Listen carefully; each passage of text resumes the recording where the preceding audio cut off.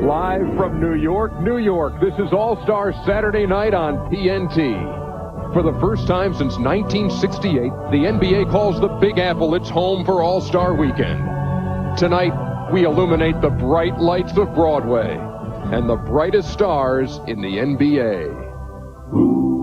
It's NBA All-Star Saturday Night on TNT.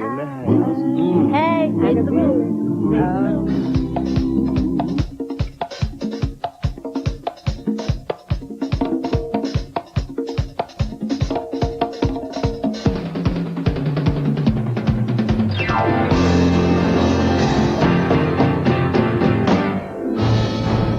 Tonight, the curtain rises for the rookies, and their show will make them phantoms no more.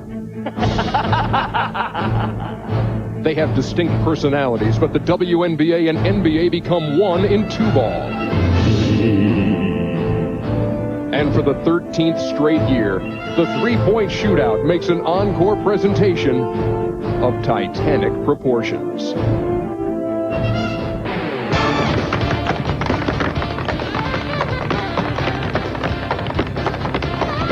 From New York City, It's NBA All-Star Saturday Night On TNT. etc., etc., etc.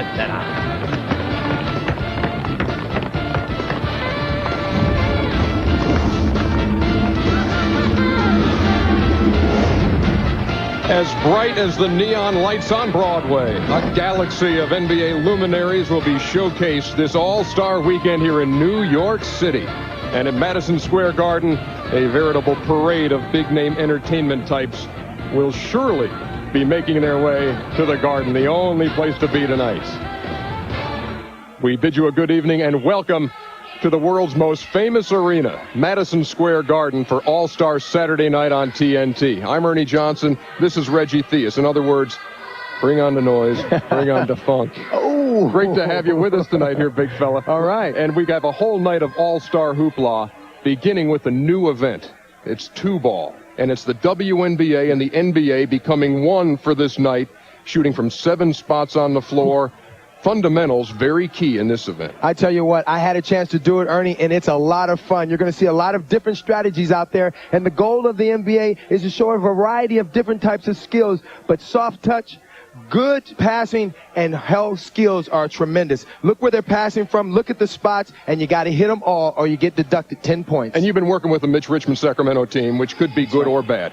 I'm the coach, Yeah. and it's going to be a great thing. Now, how about the Schick rookie game? This is really can be a springboard for somebody to jump into the national consciousness. Ernie, what can I tell you? It's a Kobe Bryant, last year, 30 points in 20 minutes of basketball. This year, the youngest rookie ever play in the All-Star game. And what has become really the crowd-pleasing event over the last few years is the AT&T shootout, the three-point specialist. And we all know the drill on this thing, the racks of balls and shooting within 60 seconds. This is really a thrill for some of the guys who can really shoot the Ernie, ball. it's going to be a little different this year because it's back to 23-9 where it used to be in the old days. But right here you can see it's 5 balls to a rack, and the key to the ball is the money ball. You got to hit it. And rhythm, pacing, and using your legs, all very important. There are 8 participants in the AT&T shootout. Here they are. And you look at some of the best in the league right here, and I'm kind of leaning, Reg, toward Glenn Rice, because I think not only is he going to win this, Charlotte's going to win the two-ball thing. Ernie, I tell you what, this is the one that transfers the unknown to the big time. And I'm going with Hubert Davis because he shoots at about 48% of his regular shots from the three-point line. I know Cheryl Miller's kind of thinking Reggie Miller is going to be the guy, and Reggie, in fact, has said everybody else is playing for second place. All that. That's a family thing. Yes, indeed. And once again this year, one guy has one shot at $1 million. For that, the one and only Craig Sager. Craig. Well, thank you very much, Ernie. It's a pressure-packed weekend, but certainly nobody has more pressure on them than Sol Holzman. He is 40 years old. He is drawn out of a contest, and he will take one shot, a three-pointer, for $1 million. I've been watching him practice. He takes a two-handed set shot. Now, his wife says it's in God's hands, but just to make sure that he's well prepared, he's been shooting about 150 a day. So his wife, Robin, has been his coach along with Muggsy Bogues. And there is some, well, maybe some history on his side, because if you recall, recently, a couple of instances where we've had $1 million kicks and passes in the NFL. First, the Orange Bowl on January 2nd. Terry Pledger from Roswell, Georgia, $1 million from 10 yards out. And then at halftime of last week's NFL Pro Bowl, Dennis Crawford of Cleveland, Tennessee, a field goal for $1 million from 35 yards out. So perhaps Sol Holzman will do it.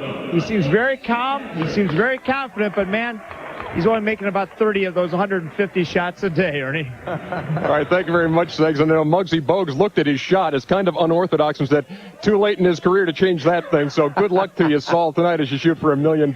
The stage is set for a full night of hoops on TNT. For the first time since 1968, the All-Star Game, the NBA hits Broadway.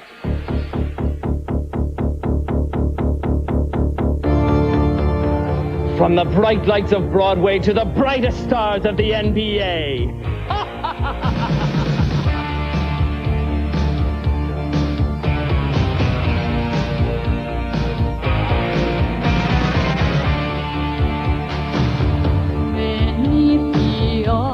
Wow, it's crunch time, folks. Grease. All-Star Saturday night continuing on TNT from New York City. We said there'd be some celebrities in attendance tonight. Bill Murray has put down the golf clubs long enough to make an appearance here at the Garden. He'll be one of many, I am sure. All right, let's take a minute for a little NBA news. Michael Jordan's status for the All-Star game tomorrow.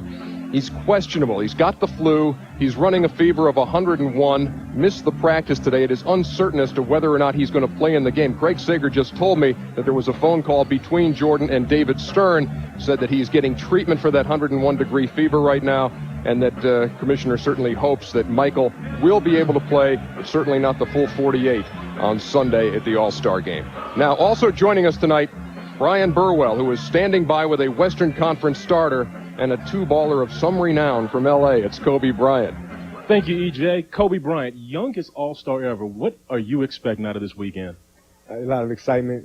It's going to be a great time for myself. I'm very nervous, but tomorrow's game. Tonight was the two-ball competition, and tomorrow, playing against Michael Jordan, and had another opportunity for me to kind of pick and choose and learn from him and learn the game, and it's just a good opportunity for me. All of us, the fans, we want to see a great duel between you and Michael. If he's playing, if he is healthy, are you going to give us what we want? Well, we want to play hard. We're going to compete. I think that's the main thing of these All-Star games. You can come in, you can just have a good time, or you can come in and compete. And I'm a very competitive person, and so is he. So we're going to come out and have some fun. All right, we're looking forward to that. Let's go back to E.J. All right, thank you very much, Brian and Kobe Bryant, who is really the answer to a trivia question. The last guy to win a slam dunk contest on All-Star Weekend. We'll see if that ever surfaces again, but Kobe Bryant is the reigning champion, at least for this point. It's always a thrill for the fans on the day before the All-Star game because they get to watch All-Star practice. East and West worked out today, and Reggie, I mean, I don't know what you learn here or what you talk strategy-wise or if you're just hanging out with the guys. I tell you what, Ernie, you do a lot of trash talking. That's what you do in there. Kobe Bryant, take advantage of Michael Jordan's 101 temperature and dog him. But it's the best. For once, you were one of the elite in the league, and nobody can ever take that away from you. Not everybody can be an NBA champion, but I tell you what, the memories are lifelong when you get into that locker room and you're looking around. You see Kobe Bryant drawing a little attention after the practice today, and he'll get a lot tomorrow night, too. And you can see the game on NBC. Coverage begins at 6 o'clock Eastern Time for the All-Star Game right here at Madison Square Garden. We are closing in on the evening's first event. That is two-ball. All-Star Saturday night continues from the Garden right after this. Thanks for being with us, folks.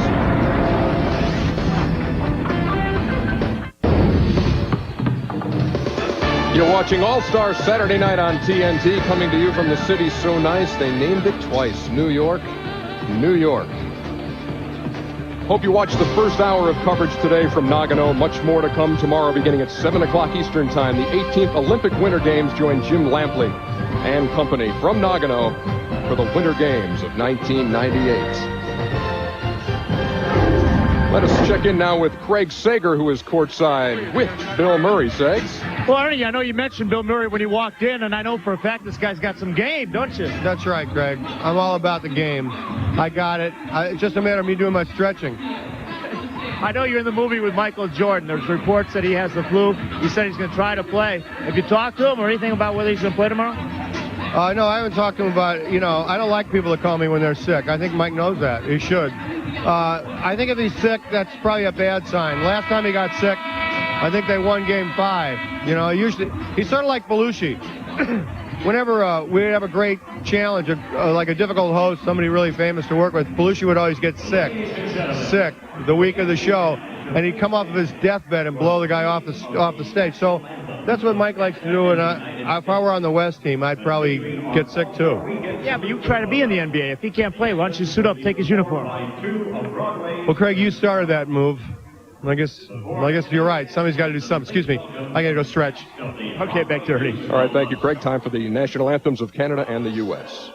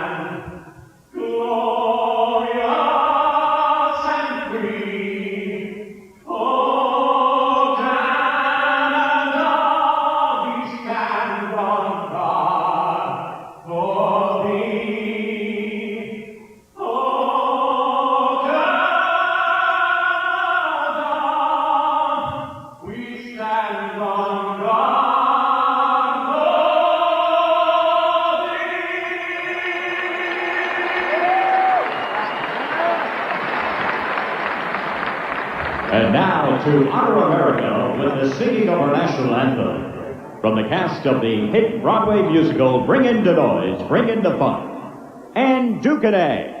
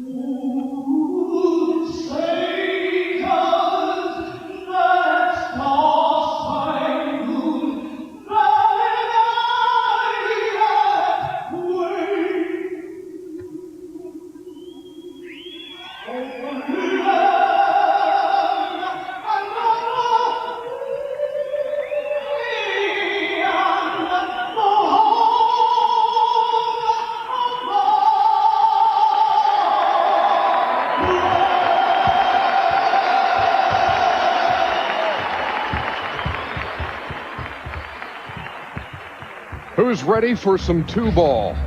I know 8 two-player teams are getting set for the debut of this All-Star Weekend feature. And in just a minute, the curtain will rise.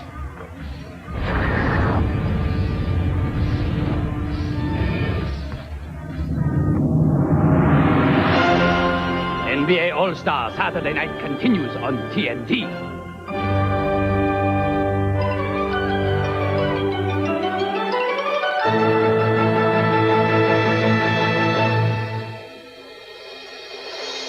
Star Saturday night festivities continue on TNT. We've made a move from Madison Square Garden to virtual land, the Turner Arena. Ernie Johnson and Cheryl Miller back at you to explain the ins and the outs of two-ball. This is back to basics basketball. Fundamentals, passing, dribbling, shooting. But more importantly, it is definitely teamwork. Yes, it is, and we have 8 teams. Yes. 2 players on each team. The perfect mix of the WNBA and the NBA. If you got a Laker. You have a Spark. If you've got a Utah Jazz. You have the Stars. If you've got a Charlotte Hornet. You have a Sting. If you have a Phoenix Sun. You have the Mercury. And you should know about them because you were the coach of the Phoenix Mercury. It comes easy. So I think you got the idea. NBA, WNBA player teaming up in two-ball. Now, you can't just go out and freely two-ball. You have to have some rules. Gotta have some You regulation. got to stay within the rules. 60-second shot clock. That applies to all the teams. And also, you got to shoot from all 7 spots on the floor. We'll show you those in just a second. A maximum of 2 layups. This can't be too easy. You just don't want to be shooting bunnies the whole time. Exactly. Now, you have to alternate shots. You shoot, I shoot. You shoot, I shoot. That is called alternating shots. 10-point bonus for scoring from all 7 spots on the floor. And there's a 1-point penalty for moving violation. You can't travel. You can't be called for double dribble. You will be penalized for that. Makes sense. Okay, so what is the floor going to look like for two-ball? Glad you asked. Look at the spots on the floor here, all of different point values. And it gets easy kind of here in the paint, because underneath, just a 2-pointer. I can make that. You got a little more range than that, EJ. I can probably hit that little 3-pointer, or perhaps the 4-pointer, the You're foul line jumper. regular at the free throw line. You can handle that. But then you have to be a Cheryl Miller to hit from farther outside. For instance, out here you got a 7-pointer, which is no easy feat, and a 5-pointer just outside the elbow. Those are a little tougher. They're a little tougher, but show me the range. Well, we have to walk over here. All right. And be careful. You don't want to step on any of these expensive markers There we go. over here. Now, we have 6 and 8 points remaining to be seen. 6-pointer, back there, baseline jumper. That's tough. Tough shot. Mm-hmm. And how about a 3-pointer? Or actually, it's an 8-pointer, It's but an it looks 8-pointer. like a 3-pointer It's a 3-pointer. from out here, 22 feet, 9 That's inches. deep. Now, is there strategy that goes into this, Cheryl? Well, Ernie, there are some that will say, you know what? Try to make all 7 shots so you can get the 10-point bonus. And then there's others that say, you know what? Let's go for the big score. Forget if you don't make all the 7 or shoot from all the 7 spots. You get penalized 10 points. Hey, the bottom line is make sure you're stroking the jumper. You know what? I think you and I would have made a great team in two-ball. Oh, no question. If you could hold up your end of the bargain and actually hit a jumper or 2. That might be tough. That is two-ball, making its debut this All-Star Weekend. That's a pretty good explanation for it, I think. And that's it from the virtual studio. Let us head down the street from Times Square back to Madison Square Garden. And thanks to the magic of virtual technology, we welcome Cheryl Miller. This is the, that was quick. let's see, this is That was the quick. real Cheryl Miller. Quickness. Quickness. Cheryl Miller, Doc Rivers, Bob Neal with you. The two-ball competition. We've been talking about this, watching the practices, talking to the rules people, and getting excited about it. This could really be an interesting competition. And Doc, let's start with you first of all. And how about giving us an outlook, a perspective from a player's point of view about these teams? Well, first let's look at the teams. You look at some of the great teams out there. Let's look at Houston first. You got Cynthia Cooper and Clyde Drexler. I like this team. I like the veterans on this team. Then Cleveland, Michelle Edwards, Wesley Person. Wesley said they need to get the 10-point extra. Charlotte, you got Glenn Rice and Andrea Stinson. New York, home people, Rebecca Lobo, Allen Houston. Please direct your attention. Los Angeles, Lisa Leslie, Kobe Bryant. I think they'll be the favorites, actually. Utah, Tammy Reese, Karl Malone. Players have 60 seconds. Sacramento, Ruthie Bolton, Holyfield, and Mitch Richmond. And Phoenix, I think Cheryl knows about this, Michelle Timms and Steve Nash. That's the team to beat. baby. Yes. That's the team for me. Oh, man. Cheryl, there are some things that are different about this. For instance, the women's three-point line is 19-9. The NBA is 23-9. Women shoot a little bit smaller ball, and the women, basically, are smaller. Yes. Well, you know what? Initially, Bob, I thought that the ball size would be a problem, but after watching Michelle Timms, Cynthia Cooper, and Ruthie Bolton Holyfield light it up, as long as the ball is round, these ladies will be in fantastic competition. Okay, we all have to make a pick. You first. Hey, hands down, I'm going with the Phoenix group. Oh, surprise. Surprise? Sacramento right here. Wow. Yes. I like Mitch Richmond. Coaching could be an issue there. Yes. Yeah. Coaching really has me nervous. Glenn Rice, you heard it here. Glenn Rice, Andrea Stenson, Charlotte. That's a good one. My pick. We'll be back with 2-ball, the first ever 2-ball, in just a moment from Madison Square Garden.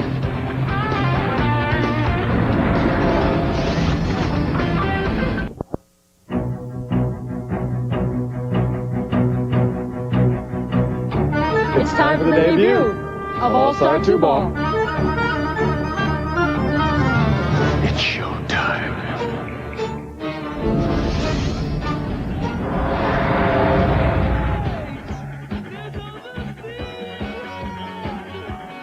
Ladies and gentlemen, it's time for the debut of Nestle Crunch All-Star 2-Ball, and let's meet the competitors.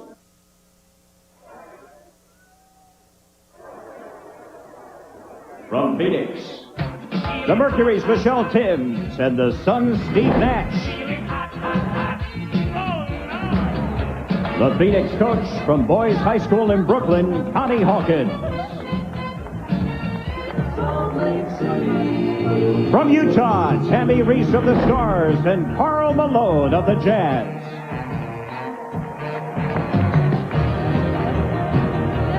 Utah's coach, longtime Jazz broadcaster Hot Rod Hundley.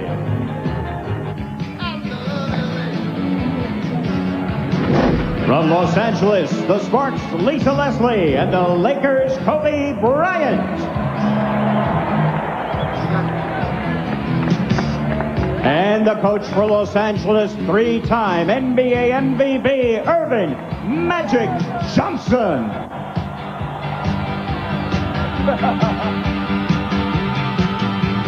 From Sacramento, the Monarchs, Ruthie Bolton Holyfield, and the Kings, Mitch Richmond. The coach for Sacramento, former King and current TNT analyst, is Reggie Theus.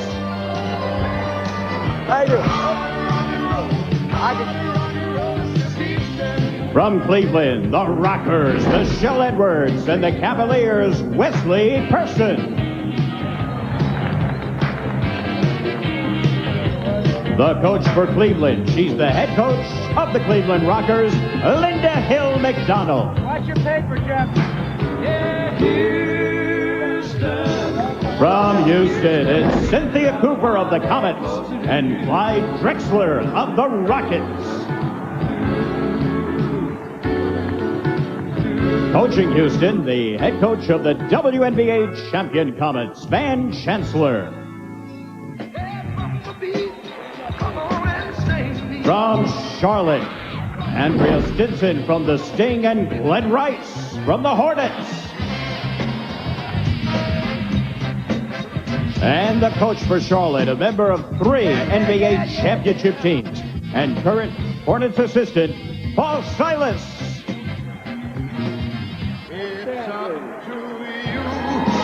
And from New York, the Liberties, Rebecca Lobo, and the Knicks, Alan Houston.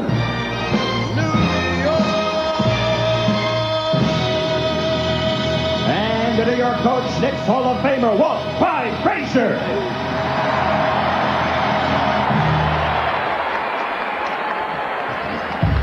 The officials for tonight's All-Star Saturday events are David Jones, Monty And we're just Hutchins. moments away from beginning the first ever two-ball competition at All-Star Saturday night. Let's recap the rules once again for you. Ernie and Cheryl did a great job with this, but I'll just recap them. 60 seconds to score as many points as possible. You must shoot from all 7 spots or have a 10-point penalty. You must alternate shots, 10-point bonus if you score from all 7 spots. Maximum of 2 layups worth 2 points each, and a 1-point penalty for moving violations. And I will tell you that the score you'll see on our screen will be unofficial because there could be deductions right after the competition stops. Here's where the court is. The number 8, the 8-point ball, is just beyond the NBA 23-9 3-point arc.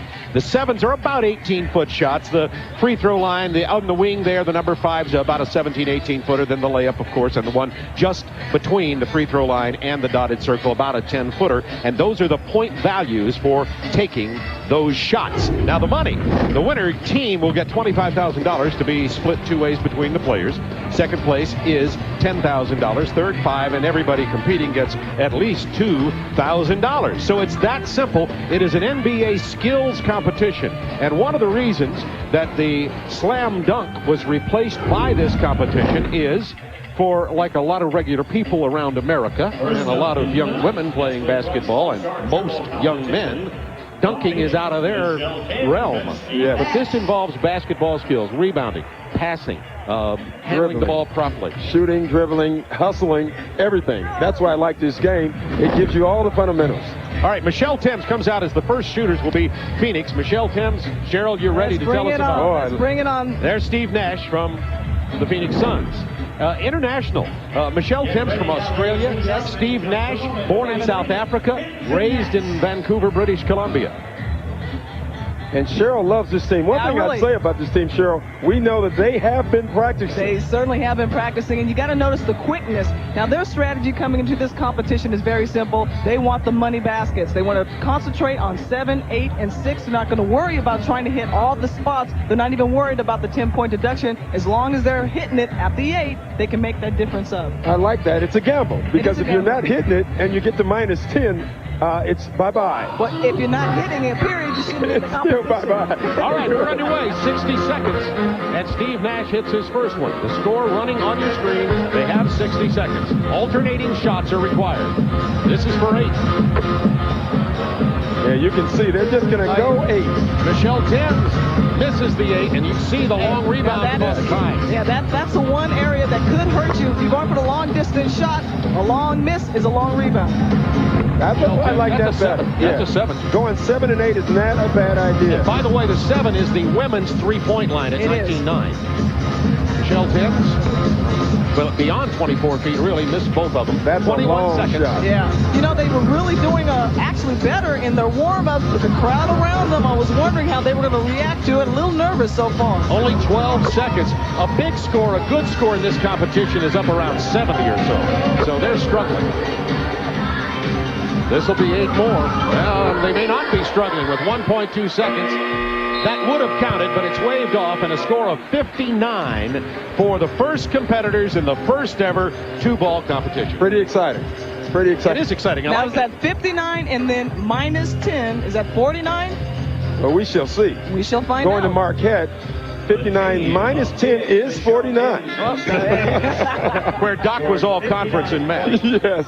No, there's no minus 10 because they said they shot from.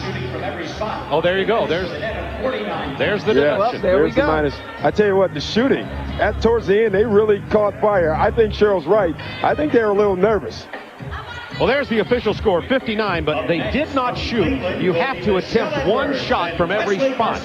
No bonus. That's making one from every spot. The final 49. Steve Nash really kept him in this by hitting 4 from beyond the arc, which was 4 8-point shots. Now let's move right on. As you see, this is quick competition. The second team up, Michelle Edwards and Wesley Person from Cleveland. No one picked this team. No one picked this team, but they're making me a little nervous. Wesley Person said, I'm going to stay on the 8 and let Michelle do all the work. And Michelle certainly very mobile, slasher, played for the Rockets. I mean, one of the Rockers played one of the greatest games that I've ever seen against the Liberty. Opening up with a Wesley Person 3. There's the 2 layup. Back to Wesley. Not this time. There's the next layup. Now, that's the only layups the teams can take. They're only allowed 2. I like their game plan. I thought that was really smart. Wesley taking the first 2 8s. They're doing the right thing so far. The one thing about Michelle, she's allowing herself to get into the flow, starting in closer, whereas Michelle Tim starting from long, a little nervous, wasn't hitting the shots early on. One thing I want you to notice, Wesley is staying on the 8. What Michelle is doing there, she's going to try to get to all the other spots so they still won't get the minus. I like this move. Yeah. Good. 20 seconds.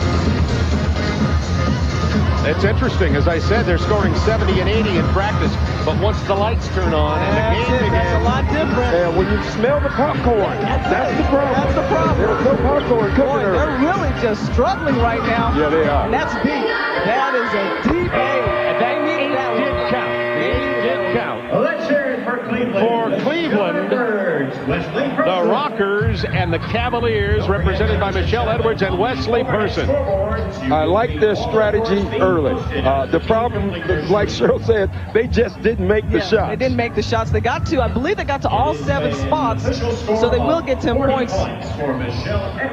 So it's officially 40. It's just 40. They didn't get, okay. No violation points. They did get to all the spots. 40 points with no deductions, no penalties, no bonus, and that is the score. And right now, remember, only 2 teams advance to the finals. There's no semifinals. So right now, the number to beat to remain one of the 2 teams would be 40. Next up is Utah. Utah with the team of Tammy Reese from the Utah Stars. She's 5'6", 129 from University of Virginia, where she played her college ball, and Carl Malone. And Cheryl, Doc really loves their strategy. Yes, I do. Bring it on, Doc. What is it about this strategy? I tell you what, the thing I like about this strategy is the lady does all the work. Carl Malone just stands there and shoots, and I like it. And you'll notice that when she's running around, she will actually have time to go out and get Carl some water. I'll tell you, this is the problem with this ball. This is nice. Hey, Carl has shot 2 3-points the whole season. Yeah. But you know what? He's only made 1.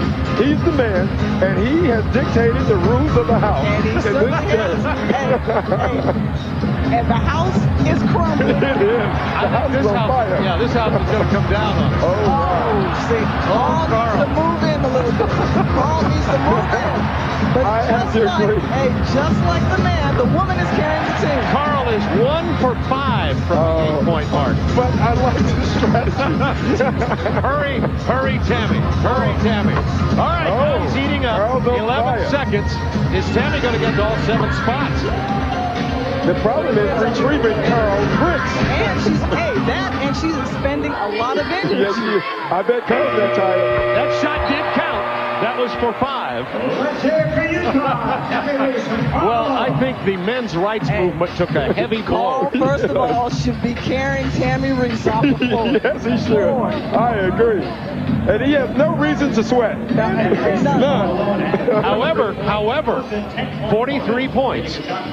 Tammy Reese, despite having to do all the work, got to all the spots. They get a 10-point bonus, and right now they have 53 points to lead all competitors. It was painful to watch, but it paid off. Cheryl, just listen to the men who set the tone. Look at that, Cheryl. I tell you, Carl Malone is on to something nationally, worldwide.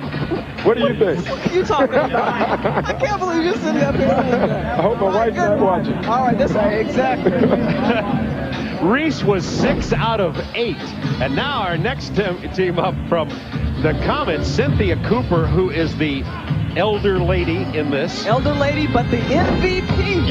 Oh, yeah. WNBA, and this young lady can absolutely fill it up. And Clyde Drexler, who's been an MVP himself, of course, one of the 50 greatest players in NBA history. Clyde is shooting threes at only 29%. Cynthia, 5'10", from USC. There's a connection right there. Yes. Need we say more?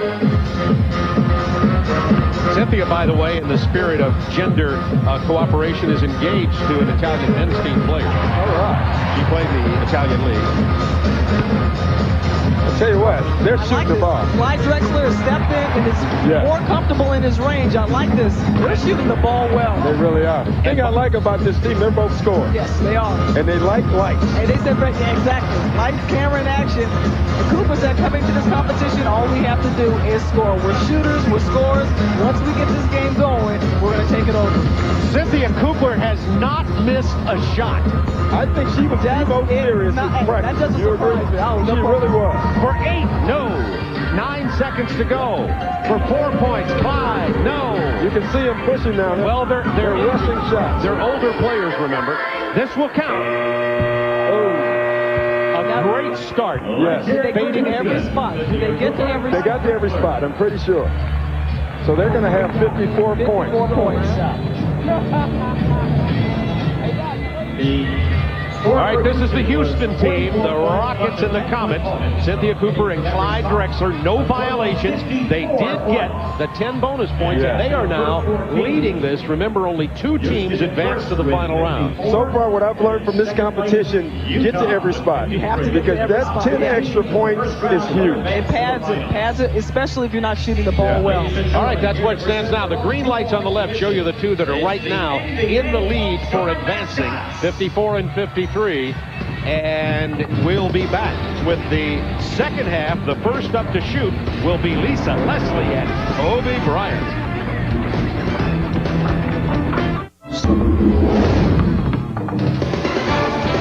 Welcome back to Madison Square Garden and the 2-ball competition, and we're here with the coach of the LA entry. Magic, you have seen 4 teams compete already. Changing any strategy now that you've seen them? No, I think the main thing is try to get that bonus, that 10, make every shot around, and then hopefully that Kobe or Lisa will get hot and from the 3-point line. But we want the 10 points. That's been important to everybody. With Houston just getting 54, it was a key for them, and so that's what we want to do. Now, Cheryl, if you come on out here, I know I can win with you, but Doc, All right, let's go back to Bob. Oh, no, wait a minute. So Magic's trying to say that the weakness is here? Yeah. So he needs to get this. Here are the standings, 54 and 53. This means Phoenix and Cleveland have been eliminated. So it's going to be Houston and Utah, or 2 teams that will beat those scores. Number 53 is the number to beat right now. Next up, Los Angeles. Lisa Leslie, 6'5", 170. What is it about Southern Cal? Right here. Boy, I don't know. Hey, something in the water, kid. Boy. Something in the water. I think so, and of course she's been on hang time with Reggie Theus, so you can tell that she's big time. It's been a year in Italy. She shoots very well from beyond the arc. And Kobe Bryant, the youngest all-star starter, the reigning slam dunk champion, and Kobe is shooting threes at the rate of 36%. 60 seconds, Kobe and Lisa. The thing you like about Kobe, one thing he said, he's not here for fun. He's here to compete. That's it. All they want to do is that prize money. Show me the money. You know what's amazing to watch Lisa is the fact that she's 6'5" and has range. Yes. And look at this. They're both giving each other's, it's like 2 dancers and both want to lead. You don't understand that, Cheryl. I understand. They need to make some shots. I tell you, there's Kobe missed from 10 feet. I'm telling you right now, all the hoopla and all the hype about this being the favorite team, these guys are nervous. They are struggling. Go eight. This is a young basketball team here. Now look at, get a shot of Magic, because Magic's starting to panic. Listen to it. Oh, that's all we want. Stay out there. Hey, stay out there. All we want is 3. Oh, they need more than 3. I tell you that. They need a lot of points. This will count. And a disappointing 27 unofficially. We got to wait. Let's hear what Magic says here. They got to tally it up. Well, Magic said they had to We just didn't hit none. 27 points. Oh, that's all we want. Stay out there. Hey, stay out there. All we want is 3. All right, now listen, Leslie Lisa Leslie was 5 of 8. Kobe only 2 for 8 from any of the spots. What do you think, Cheryl? Hey, what is amazing is that when they initially selected these teams and they went around, this team rang up 93 points. Yes. That was good day. And that was a great day with no audience, without the cameras, without the hype. Yes. So Houston and Utah stay in the lead. Remember, only 2 advance to the finals. Next up will be Charlotte. From the Charlotte Sting, Andrea Stenson. Her nickname is Stent. When she was in high school, they called her Miss Jordan. She's been playing in Italy and France, out of North Carolina State, and she shoots 33% from the 19-9 three-point arc in the women's NBA, and she'll be shooting with Glenn Rice. And this is the team, may I remind you, that I like. But Bob, you should know one thing about Stent. She has no conscience. So it should be a good one. That's good. You need no conscience. Well, they got 2 guys like that. Because Glenn Rice is the same way. Andrea Stenson puts in the 2-point layup. They go right back to Glenn Rice to keep going for the threes. Remember, he's a former 3-point champion in 1995 in the AT&T long distance shootout. Now, Doc, you don't get your first 2. When you step in somewhere, get your range, and then step back out, get your rhythm. But this is a guy named Glenn Rice who thinks he can always shoot 3-pointers. All right, that's a 7. This is for 5. Now for 8. This is a big one for them. Wow. If Glenn Rice is not going to shoot well from the 3-point line, he's got to step in. They're in trouble. And he is 0 for 4. Finally knocks one. Let's see. Have they gone to all 7 spots? You have to alternate shots. That's why Andrea is shooting in between. 2 in a row. This is for 5. This will be for 8. It'll count if it goes. It goes, it counts. Now, did they hit all 7 spots? That's the question. I don't know if they did. But I don't think they're going to have enough to be the top 2 anyway. They finish with 44. 44. Yes. So the current leaders after 6 teams: in first place, Houston.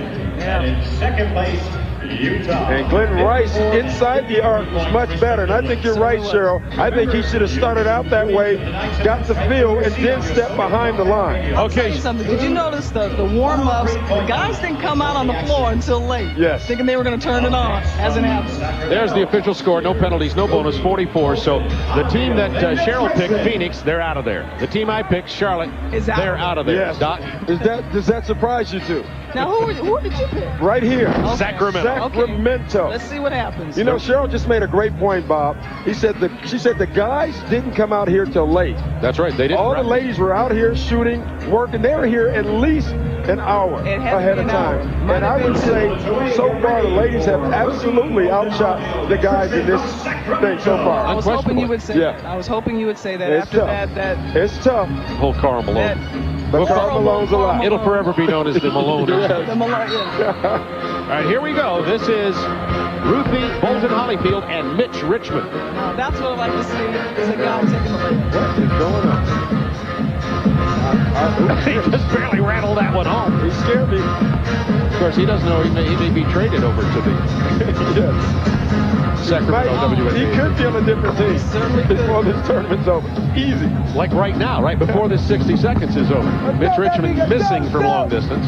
Well, you see him not stroking the ball very well. Wow. All right, Reggie, by the way, Reggie Theus is their coach. That's my weakness. That is my weakness.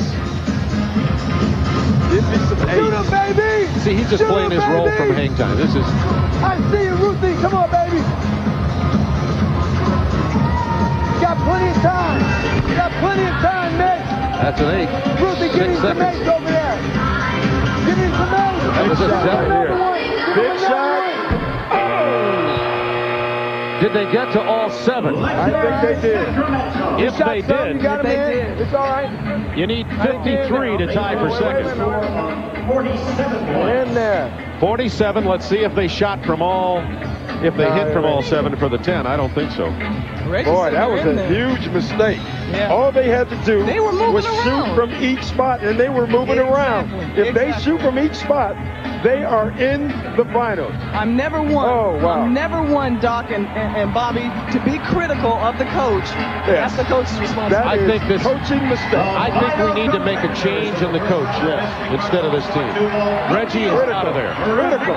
So that's not enough to advance in Houston and Utah from the first half. Still standing up and now the hometown favorites from New York City. Rebecca Lobo from the Liberty. She's the youngest player on the Olympic team in '96. They're coached by Walt Frazier, the 33% range. For Rebecca's 29%. Alan Houston shoots at 38, of course, with the New York Knicks. 60 seconds. They've got to beat 53 to advance. And I like their strategy. We asked them about it. He said, Doc, all we're doing is shoot. We don't care from where. We're putting it up. Scores mentality. And last night, Rebecca said one thing. You know what? We have the best seat in the house. We're playing in our backyard, and we get to go last. We have no excuses. She has a good point. I think going last helps. But not right now. This is for 6. Once again, the woman hitting the shots more than the man. Alan Houston hits the 8th. This is for 7. The bounce doesn't go for Rebecca Lobo. No, they need some shots. Now, see, this is when you need your coach calling out numbers. Yes, because so I don't know if they know where to go. The coach needs to make sure that there's some direction and guidance so they can get that extra 10 points. Walt Frazier's calling for the ball. Wait a minute, they've still got a shot here, this team. Got to get back to the 7s and 8s, though. 8 seconds left. Ooh, that may have been the miss that they need this one. They get this one, they're in it. They got it. That's 44, but now to get the 10-point bonus, they will have had to have made a shot from all places, remember. That's correct. It's a 10-point deduction. That's why Alan Houston continued to go to the free throw line. And what happened? It's where they didn't make it. Isn't that amazing? They did not hit from the 4-point spot, which is the free throw line. But you know what? None of them took free throw shots. They took jump shots from the free throw line. So it's this simple. Here are the standings. Our 2 finalists are Utah and Houston, showing you what great handicappers we are. Houston with 54, Utah 53. These numbers don't advance to the finals. We'll be back in just a moment for the inaugural competition in NBA All-Star Saturday Night continues on TNT. It's TNT.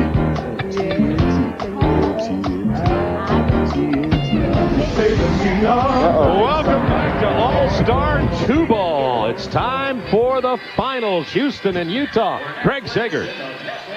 Karl Malone and Tammy Reese, they are in the finals. Obviously, you went out there with a strategy. You made Tammy do all the work. Well, we worked on this beforehand. I know Cheryl was killing me, but we had a strategy that I stand out there and shoot the 8. Tammy said, I don't mind running around because you're a big guy. You need to stay in one spot. That's what I did. I listened to my coach.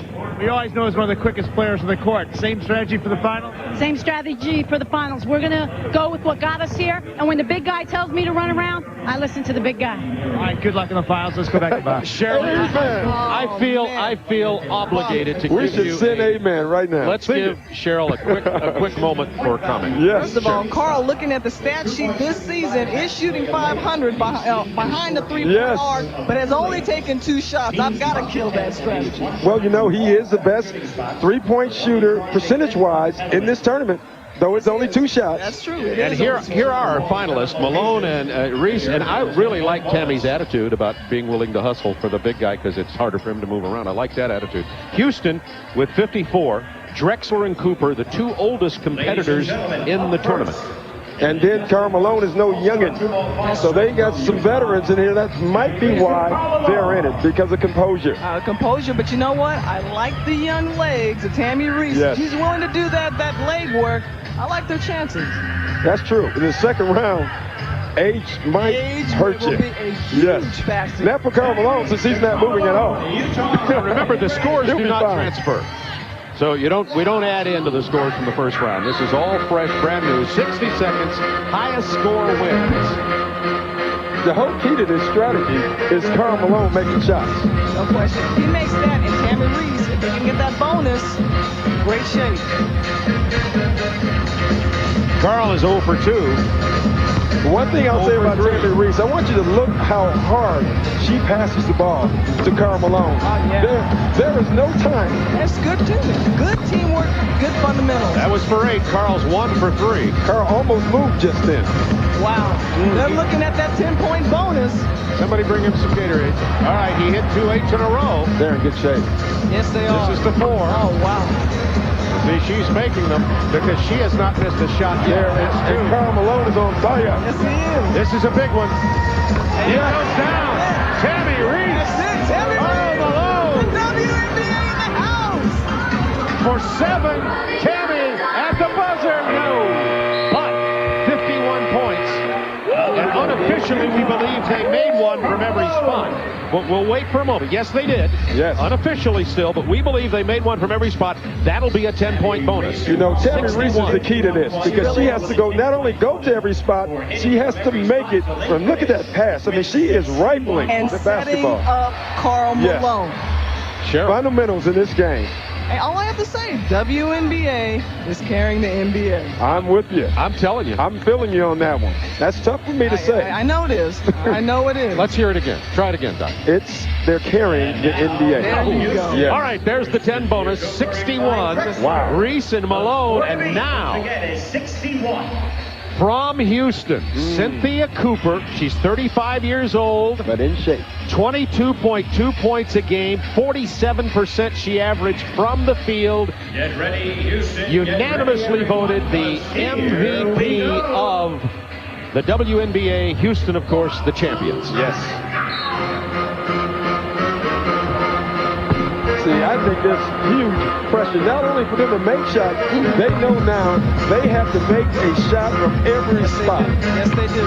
They're on their way. That was a 6 by Clyde. Those are the 2 layups. They're finished with them now. That's the free throw. I think they're looking for this bonus. Those are the only free throws to be taken now. You can get a maximum of 2 from the 5. They have a shot. Yeah, they certainly do, and they're doing it with teamwork. They're alternating shots, so no one's getting worn down. They've got a hit from the 7 and the 8 yet, though. That's the 8 right here. Here's the 7, Clyde.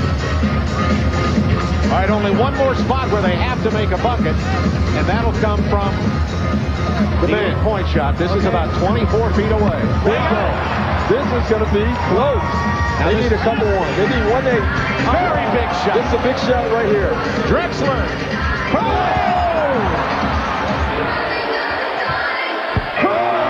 Buzzer misses. They hit the 10. Houston not only will have won the WNBA champion and be 2-time NBA champions in the 90s, but with that 73, Houston will be the inaugural All-Star 2-ball champion. And I'll say right now, This is great. I like this competition. Forget about the dunk. Yes. Forget about the dunk. It's past it. 2-ball is here to stay. Wow. I mean, this was great. This was great teamwork, great shooting, and great hustle by both people. How about that? And Doc, next season, I like that. Grammatically, that was really, Yes, really good. yes, But next thank you. season, you will see the guys coming out an hour before. Great teamwork, hustle work, great shooting. Carmelo looking up at the clock. Oh, man. Just missed out. Well, so much for the men's movement, Carl. Nice try, but come back again with another idea next year. And Craig Sager with our winners. Well, thank you very much. Holding up the fingers for number 1. Talk about the strategy. Obviously different than Utah's. Here you alternated. Well, we try to alternate strategies, use our quickness. When you shoot, follow, get the rebound, kick it out, go back to your spot.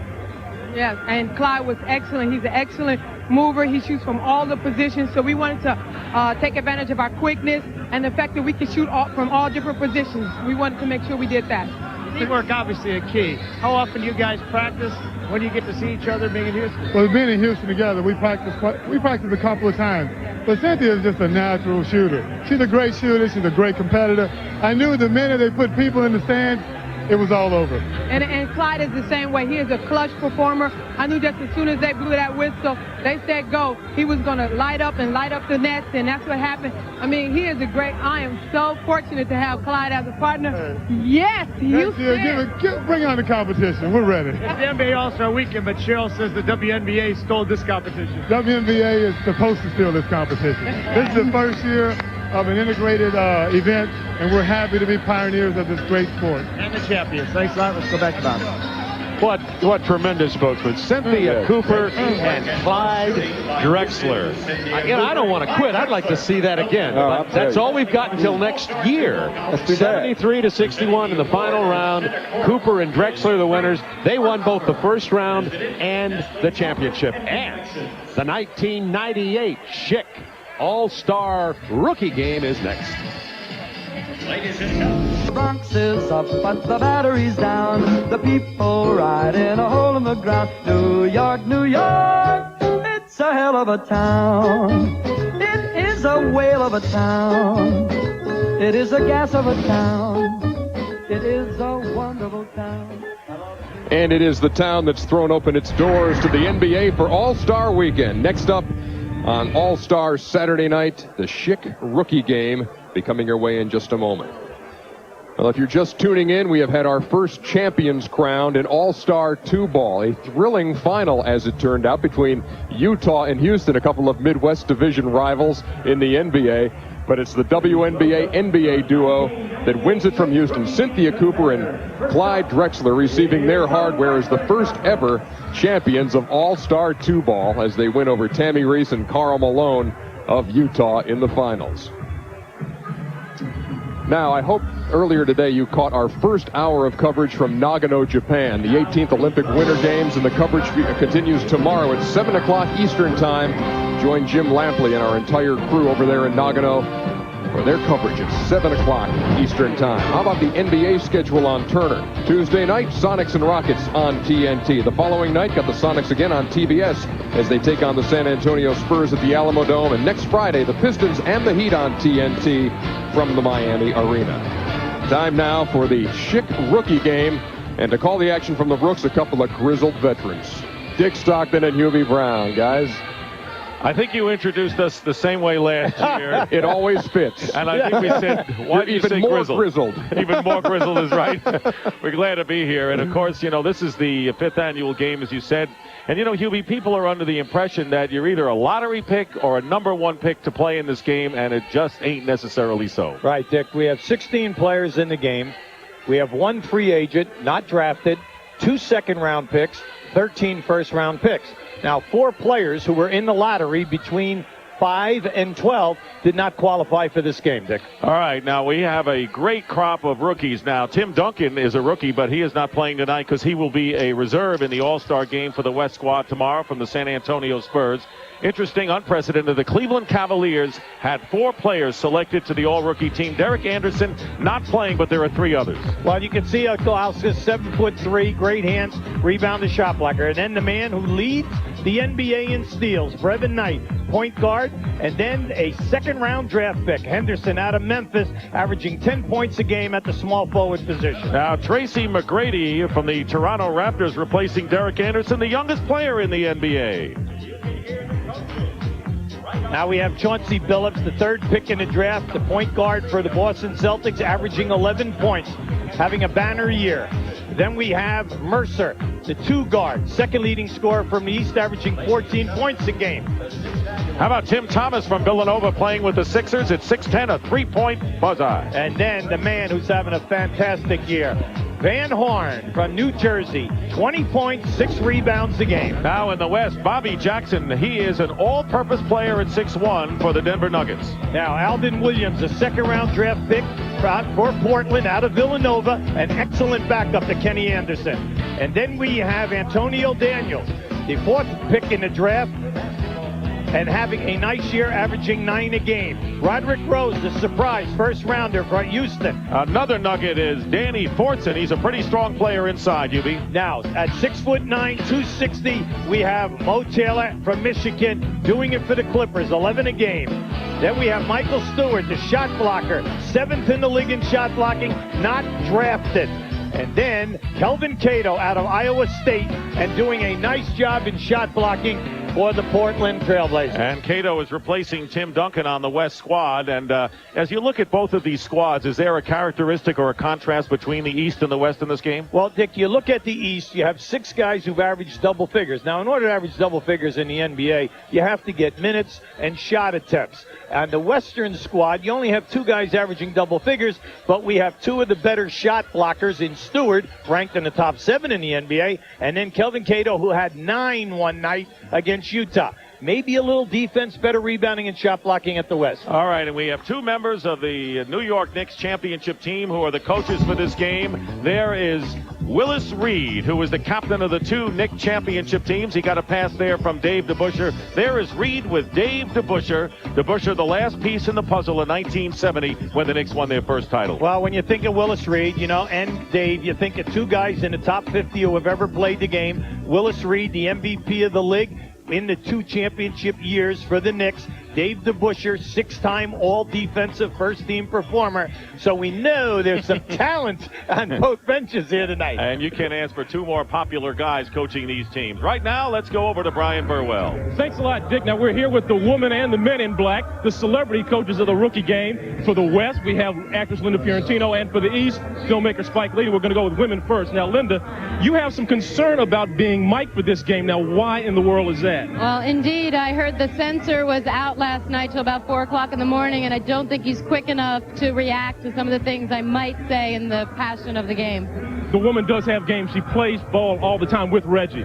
Now, Spike, is there any sort of bet that you guys have? Now, if she wins, does she get in one of your next movies? Nah, I mean, David Stern is watching this very closely, so there's no wagering on any NBA events. Now, what I want to know from both of you, how much coaching are you 2 guys really going to be doing? Are you going to push these NBA greats out of the way and do some coaching? Well, if Captain Willis Reed and Bob Mack don't hold me back, I'm ready to go. You're going to get thrown out of the game? I like to think of myself as the moral support of the team. All right, let's go back to Dick on that note. A honorary coach with a videotape camera. You're going to have better concentration from Spike on this. Coming up, we'll have the 5th annual Schick All-Rookie Game from Madison Square Garden. Ready, Joe? Yeah. Ready? You ready? Yeah, I'm ready.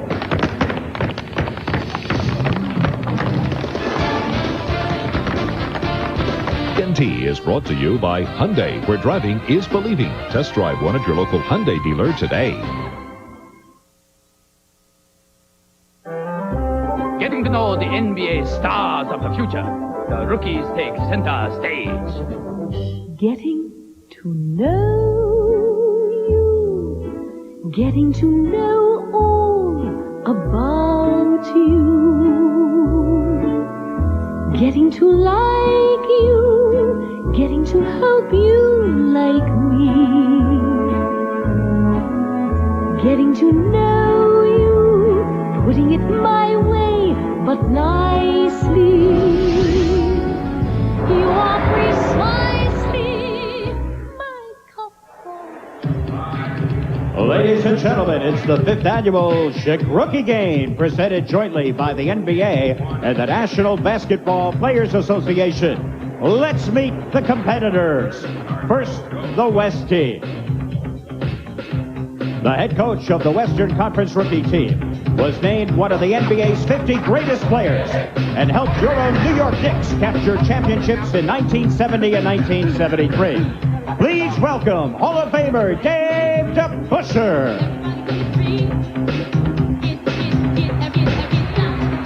The assistant coach for the West from the Sacramento Kings coaching staff, Mike Bratz. And the trainer for all of tonight's All-Star Saturday events from the Seattle Supersonics, Frank Furtado. And now the players for the West team. From the Portland Trailblazers at guard, Alvin Williams.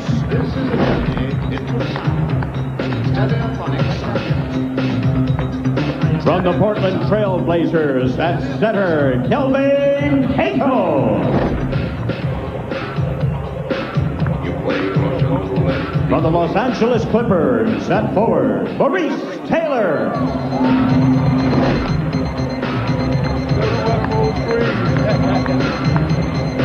From the Sacramento Kings at center, Michael Stewart.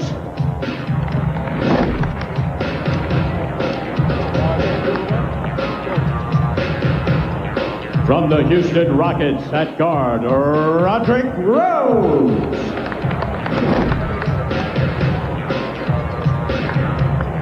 From the Denver Nuggets at guard, Bobby Jackson. Also from the Denver Nuggets at forward, Danny Fortson.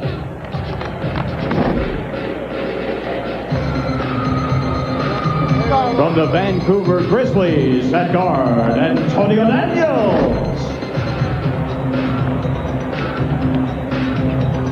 And the honorary coach for the West, a great actress and hoops fan, Linda Fiorentino.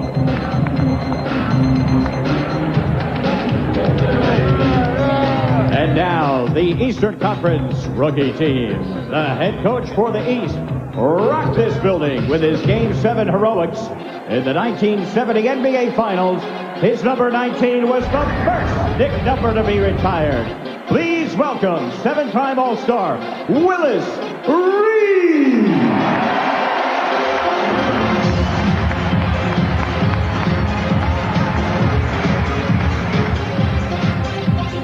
The assistant coach for the East from the Miami Heat coaching staff and former Knick, Bob McAdoo. And the trainer for all of tonight's All-Star Saturday events from the Boston Celtics, Ed Lesser. And now, let's meet the players for the East team. Injured and unable to participate from the Cleveland Cavaliers, Derek Anderson.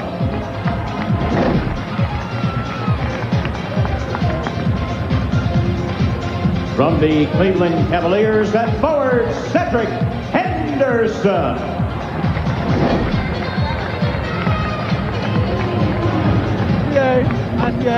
Also from the Cleveland Cavaliers at center, Zydrunas Ilgauskas.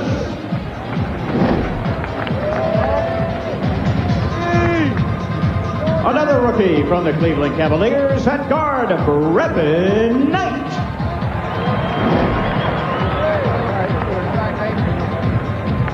From the Toronto Raptors at guard, Tracy McGrady.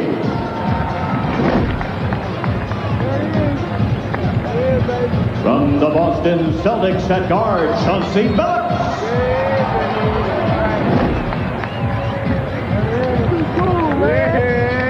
Also from the Boston Celtics at guard, Ron Mercer. From the Philadelphia 76ers at forward, Tim Thomas.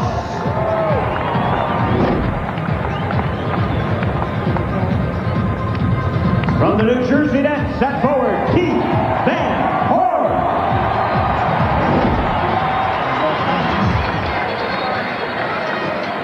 And the honorary coach for the East, the New York Knicks #1 fan, filmmaker Spike Lee.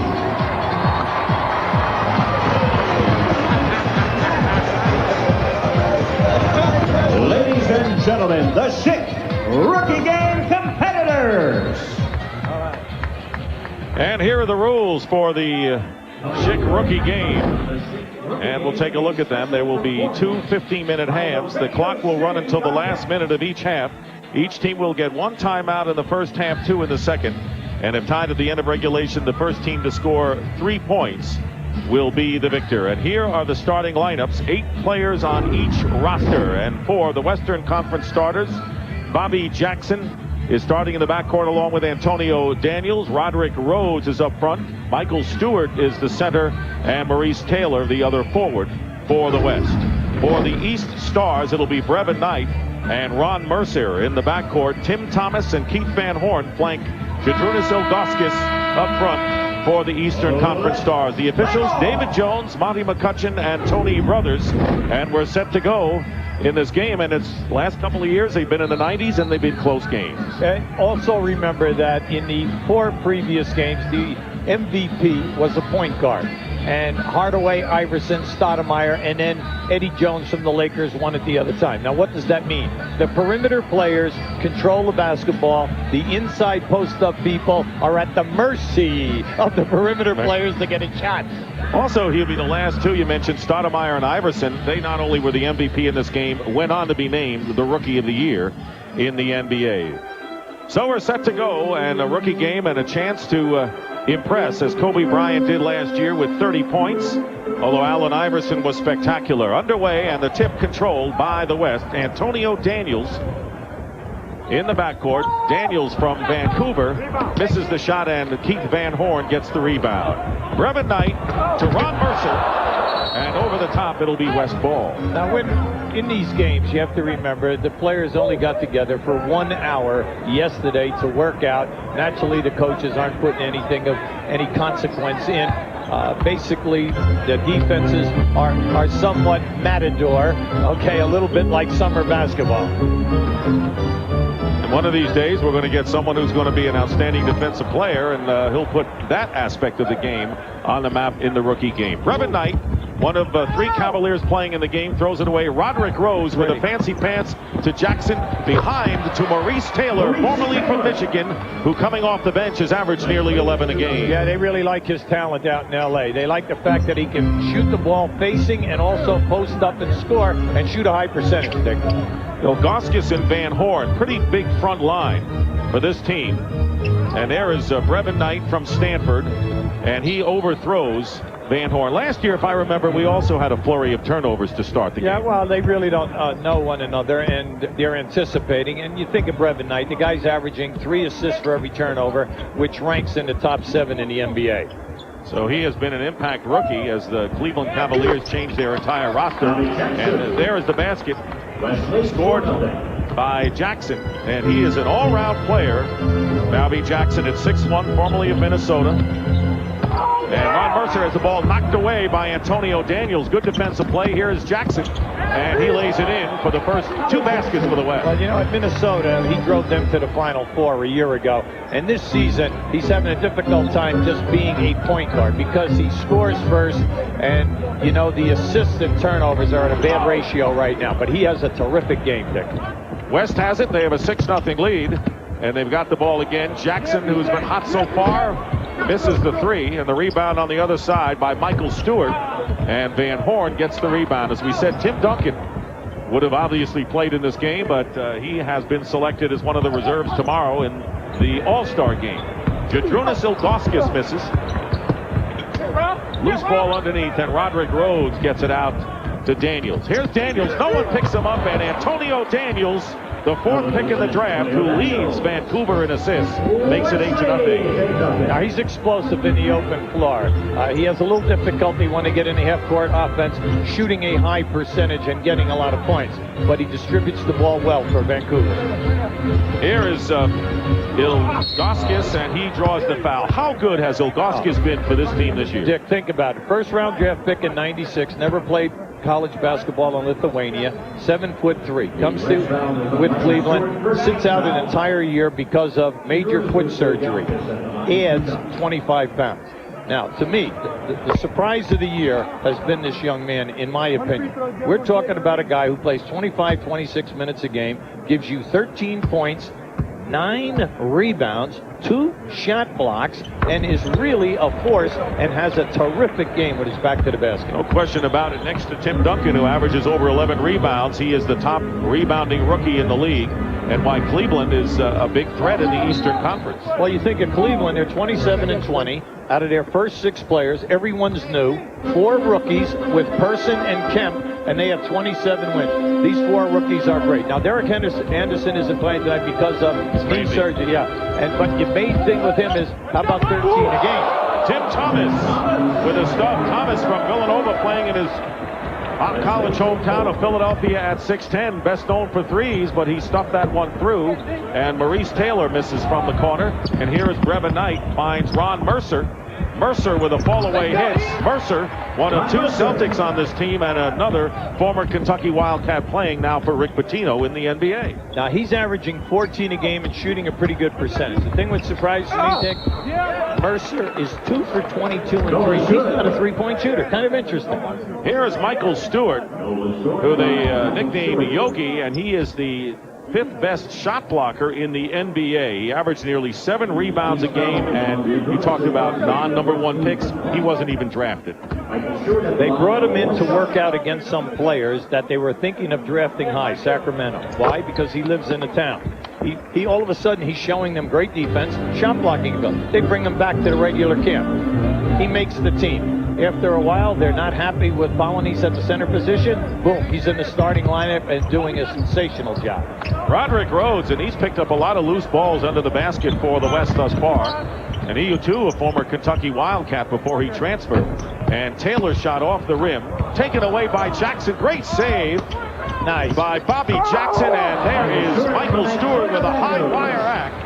And Stewart scores. He has 5. Jackson has 4. And it's a 13-6 West lead. Now, when you look at Stewart, he's a legit 6'10". Out of the University of California, well coached out there by Ben Braun. And, he's nothing but the upside. And the same, of course, as you've talked about with Žydrūnas Ilgauskas, the Lithuanian 7'3" center, and it's a 5-point West advantage. Ilgauskas, Dick, has every offensive move that a postman should have, and for a young player, that's rare. Roderick Rhodes with a turnaround, and I know how much you appreciate good big men, because that was really the centerpiece of your team. Mercer passes up the 3, comes inside the line. Ilgauskas trying to tap it out, but it goes to the West. And an errant toss out of bounds, and it's East ball with 10:14 remaining in the first half. Keep in mind, as you look at Bob McAdoo and Willis Reed of the East team, you cannot foul out in this game. But after 10 team fouls, there is a penalty tacked on. Yeah, that's a great rule. So that way everyone gets a chance to play, and nobody's worrying about fouling. Just play, get up and down, have a good time. Tim Thomas is missed. Rhodes. And now Jackson hits. So Bobby Jackson, who's the second leading scorer on the Nuggets, averaging nearly 14 a game and a 7-point West lead. Jackson has 6. Stewart gets the rebound. Rhodes releasing at the other end, and Roderick Rhodes.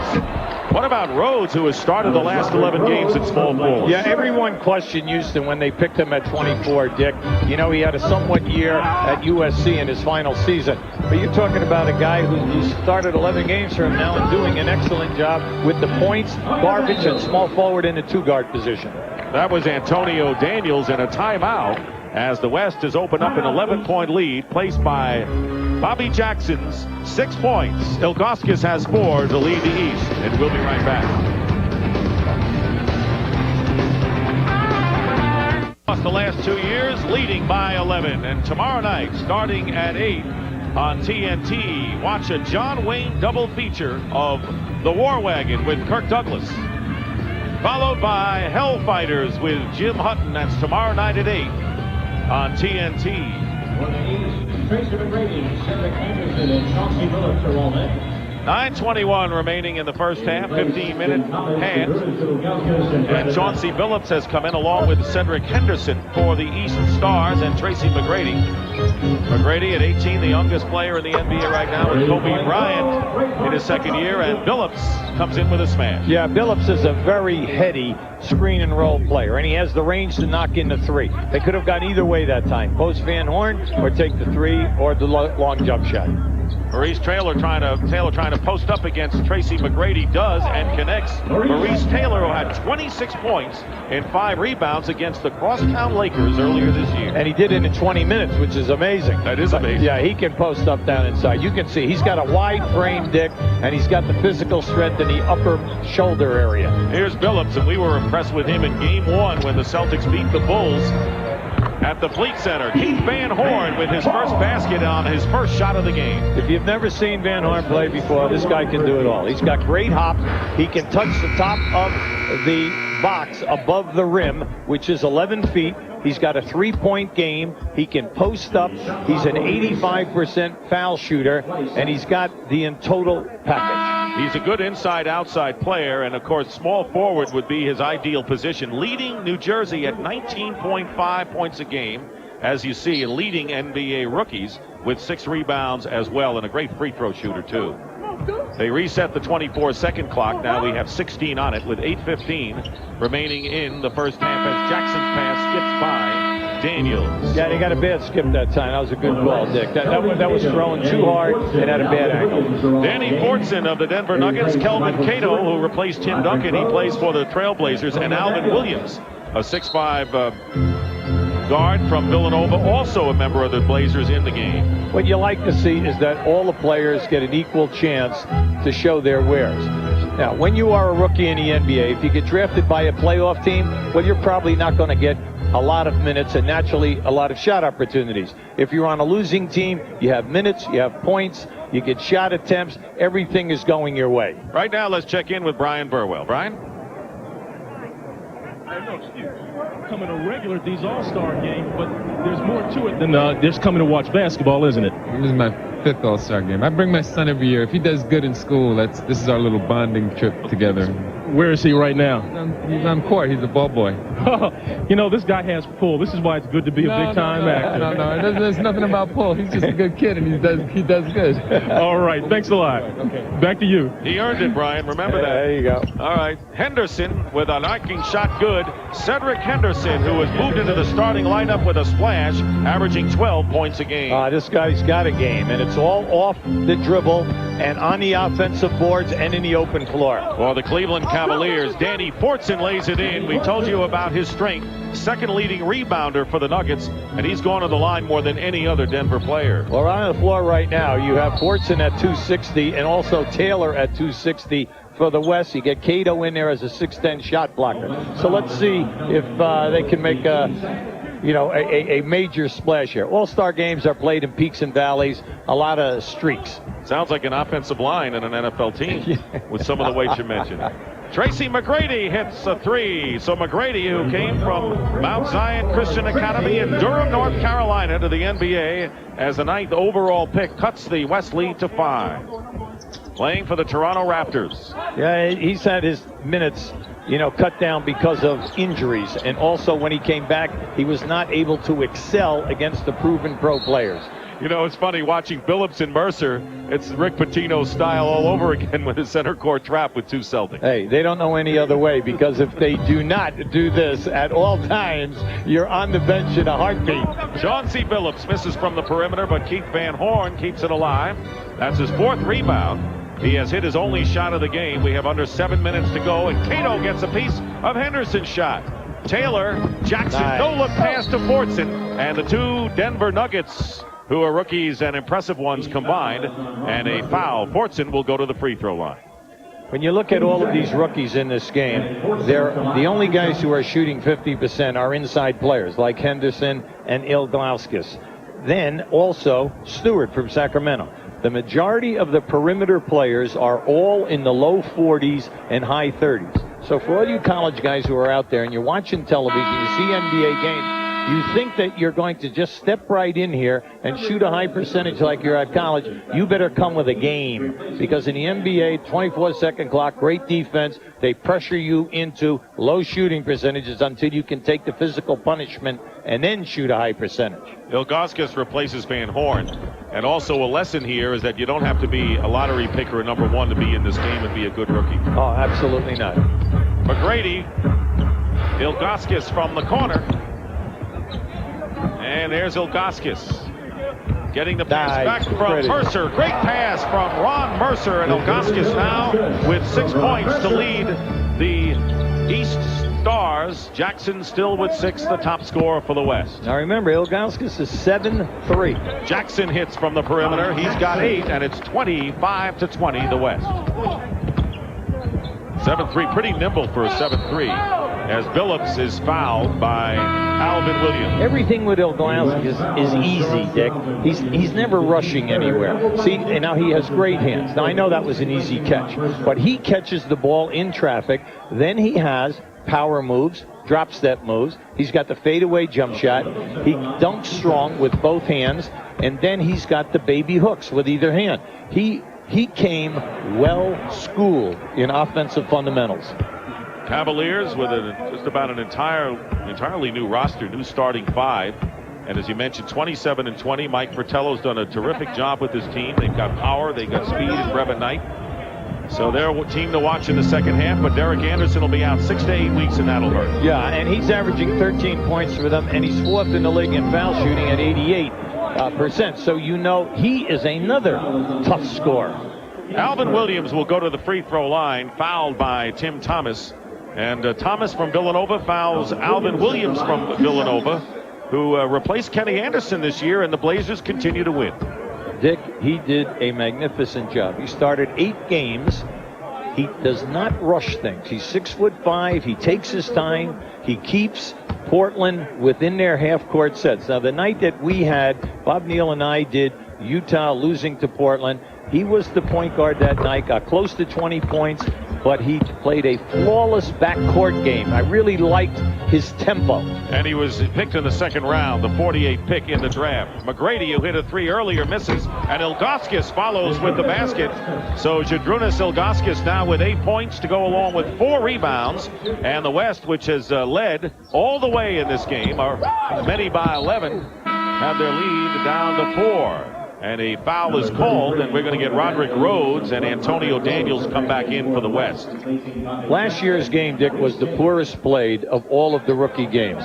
It was long passes, alley-oops, no one guarding. It was totally disrespect for any kind of organization. Tonight, we're getting like a nice tempo here. Guys are playing together. They're looking for guys. If you're free, the guy is getting you the basketball. Kelvin Cato with the hook shot. And Henderson misses. And the follow-up good. And the basket by Tim Thomas. And it is now 28-24. You know, Tim Thomas, Dick, everyone was questioning why he would come out of Villanova at the end of his freshman year. Now, I know he was Rookie of the Year of the Big East, but he did not have an overwhelming type of a season.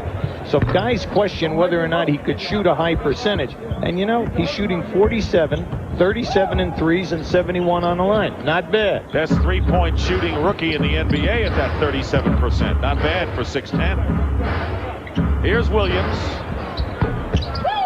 And the rebound by Tim Thomas. So it's 28-25. The East was down, as we said, by as many as 11. They've climbed back, trailing by 3 with under 4 or 5 minutes to go. Henderson to Ilgauskas, who hits. Good ball movement by a couple of Cavaliers. Well, Henderson is so quick. You see, you turn your head guarding Henderson. He is quick. Out of Memphis, 6'7", you know, long arms, quick body. And if you notice, he could have forced that shot. He gave it right up to the big fella. So it's a one-point game, but driving the hoop is Cato.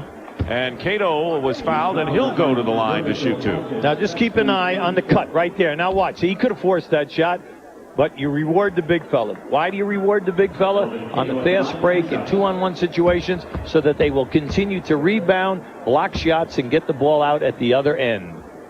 Kelvin Cato on the free throw line makes the first. He has led the Trailblazers in shot blocking. Brevin Knight replaces Tracy McGrady. Cato had, talking about Cato at the line, who was a late replacement. He had 8 blocks against Utah, which was 1 shy of the Trailblazers record set by both Bill Walton and Michael Thompson. Pretty strong company. Well, I did that game that night, and I tell you, he was overpowering, and it saved them the game, and they defeated Utah at home. Now, in this game tonight, we have Brevin Knight from New Jersey, Seton Hall. We have Timmy Thomas from Patterson Catholic, Patterson, New Jersey. And then also you have Roderick Rhodes from St. Anthony's of Jersey City. And Hubie Brown from New Jersey. Well, I got to get him in. I know. You realize the pressure? Yes, I do. Brevin Knight behind the board, stripped away out of bounds, and it is still East ball with 19 on the shot clock. So here's who's in there right now. It is Brevin Knight, along with Ilgauskas and Henderson, 3 Cavaliers, along with Tim Thomas and Keaton Van Horn. Great hands that time by Williams. Good fake by Van Horn. Try to get it inside to Ilgauskas. And nice. Daniels from Cato. Cato kept it alive, and Antonio Daniels, who played at Brigham Young, known for 2 former NBA players in Nate Thurmond and Howard Comize. Or I should say Bowling Green. Bowling Green. DGU. Okay, here's Henderson. Nice shot block that time. 6 on the shot clock for Henderson. Here's Ilgauskas. Pretty big fella. The big fella's got more than one move. And Fortson on the other end, so they didn't get back. That's the defensive lapse. Brevin Knight finding Van Horn, who goes through, and it's 33-31 with 3:18 remaining. So 12 for Ilgauskas. Thomas has 5. Jackson with 8, still the leading scorer for the West. See, I like this. Dave DeBusschere is not going to allow the game to get to be a rat race. He called a quick timeout and says, look, let's get together here right now. Let's play together as a team.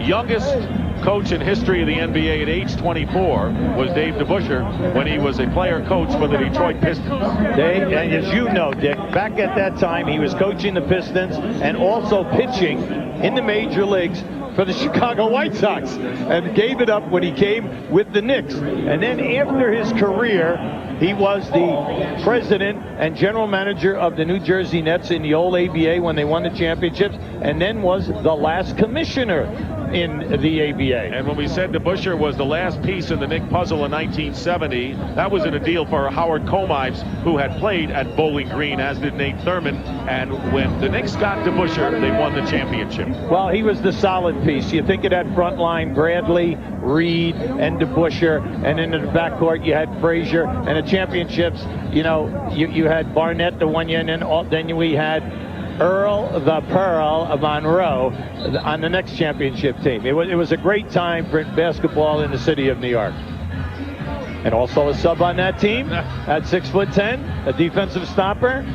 Bill Jackson. Yes, Bill Jackson. Looping pass in, Ilgauskas got a piece of it. They try to get Kelvin Cato for an easy lob, nothing doing, but the West has it with 3:08 remaining in the first half, leading the East 33-31. Everyone on the West team has scored, all 8 players. Van Horn got the rebound. Brevin Knight to Ilgauskas. No-look pass to Cedric Henderson, and a 2-point basket. And the Cavaliers showing why they have so many impressive rookies. Yeah, well, you can see these guys. They really have talent. And then you have a slasher in Anderson. Then you have Kemp posting up. Person, one of the better three-point shooters that we have in the league. And Van Horn. The score is tied at 33. And Henderson missed. Ilgauskas missed a tip. Out of bounds. West ball. And the East has made up an 11-point deficit with 2.5 minutes remaining in the first half. Michael Stewart comes back into the game, the Sacramento Kings big man, as well as Bobby Jackson, the point guard. You're watching the East team. You have to like the quickness and the smartness of Henderson and Ilgauskas. Now we're talking 6'7", 7'3", 2 guys. Everyone passed up on these guys. They move quick. Daniels inside to Stewart, deflected by Brevin Knight. Good defensive play by the Stanford point guard. Now with the Cavaliers, and a diving shot. Look at that. Jackson was on his back when the ball went through the hoop. And that is Bobby Jackson basket, the Big Ten Player of the Year last year for the Golden Gophers. Yeah, and then also, Dick, you know, you can see him right now. He's an exploit. He's always been a scorer. Out of North Carolina, high school basketball, went to junior college for a couple of years. Big Ten, like you said, Player of the Year, and also Defensive Player of the Year in the Big Ten. So Bobby Jackson with 11 points. He is the high scorer for the West. Ilgauskas has 12. For the East, there is Van Horn going against 2 defenders, and Keith Van Horn will go to the line. Van Horn was out the first month of the season with a sprained ankle. He was the second pick in the draft by the 76ers, and in a blockbuster deal went to New Jersey. Well, you have to love his talent. Right now they're playing him as a power forward with Kendall Gill at the small forward, Jason Williams at center. But now that Gatling is back off of his injury, when you think of the Nets with the record they have, 27 wins, and Van Horn missed all these games, and Gatling has missed so many games. Gatling's back. Now they can play Gatling at power forward, move Van Horn over. They are flexible, and they are quick. Only 3.5 behind the Miami Heat in the Atlantic Division, ahead of the rivals in the metropolitan area, the Knicks. Antonio Daniels with an impressive runner. He started all but 1 game, averaging nearly 9 for the Vancouver Grizzlies. 38-35, the West regaining the lead after the East tied it up at 33. Brevin Knight inside to Henderson, and Cedric Henderson. Henderson's going to be a guy in this league that you're going to talk about. They run no plays for him. He just backdoors people, gets on the glass, scores in the open floor. 1:19 to go. Daniels hits the shot, and he didn't have control of the ball when he went up with it. And this is a guy who's struggling with his shooting percentage in the NBA. And an interesting thing, he's enjoying playing the off-guard position in this game. He is. 5 for 6 from the field for Daniels. Well, still to come, the Sony $1 million shot. And who will do it? No one has ever done it. Saul Holzman from Forest Hills, New York, warming up. Kind of an unorthodox delivery. Ernie Grunfeld said before the game, he says, I didn't teach him that shot. Hey, all I know is that Ernie Grunfeld autographed the ball for the guy, gave it to him as a good luck piece.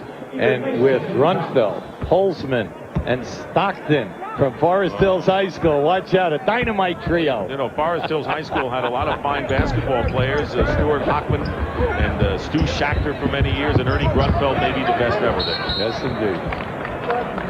We're going to have a jump ball with 1:05 remaining in the first half. All 16 players have now scored in the game.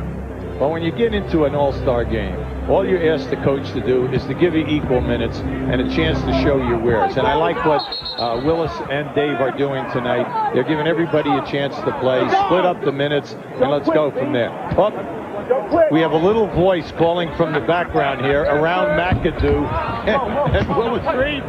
You know, he's not a little voice during the games, as you know. No. Sitting in that first row, he's hardly that. Spike Lee, Roderick Rhodes working his way against the taller Van Horn. Maurice Taylor, the bright red Clipper uniform, misses, and the rebound by Brevin Knight. 40-38 as the East looking to tie it up for the second time in this first half. They have never led. Here's Van Horn, and he could have given the East the lead. And a foul call. And Ilgauskas gets hit with it. Oh, that's a tough call. Anytime that a big guy is standing and holding his position and just reaching straight up in the air, that's very difficult to take. But we'll accept it. Half a minute remaining and 21 on the shot clock. 40-38, the West leading here in the fifth rookie game here at the All-Star break. Great block by Ilgauskas on Stewart. That's pretty good. Ilgauskas blocking a 6'10". Taylor with a great feed in to Michael Stewart, who gets the basket. So Stewart, who leads the Sacramento Kings in shooting at 54%, makes it 42-38 the West. Playing for the last shot now.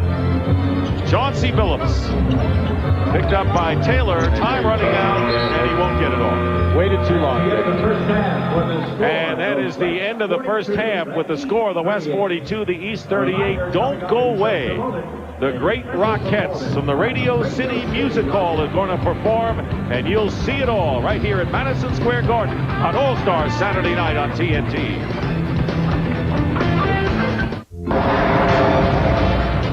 At 6th Avenue and 50th, you find Radio City Music Hall, the largest indoor theater in the country and home of the legendary Rockettes. Here at halftime of the rookie game, we turn it over to public address announcer Mike Walshevsky.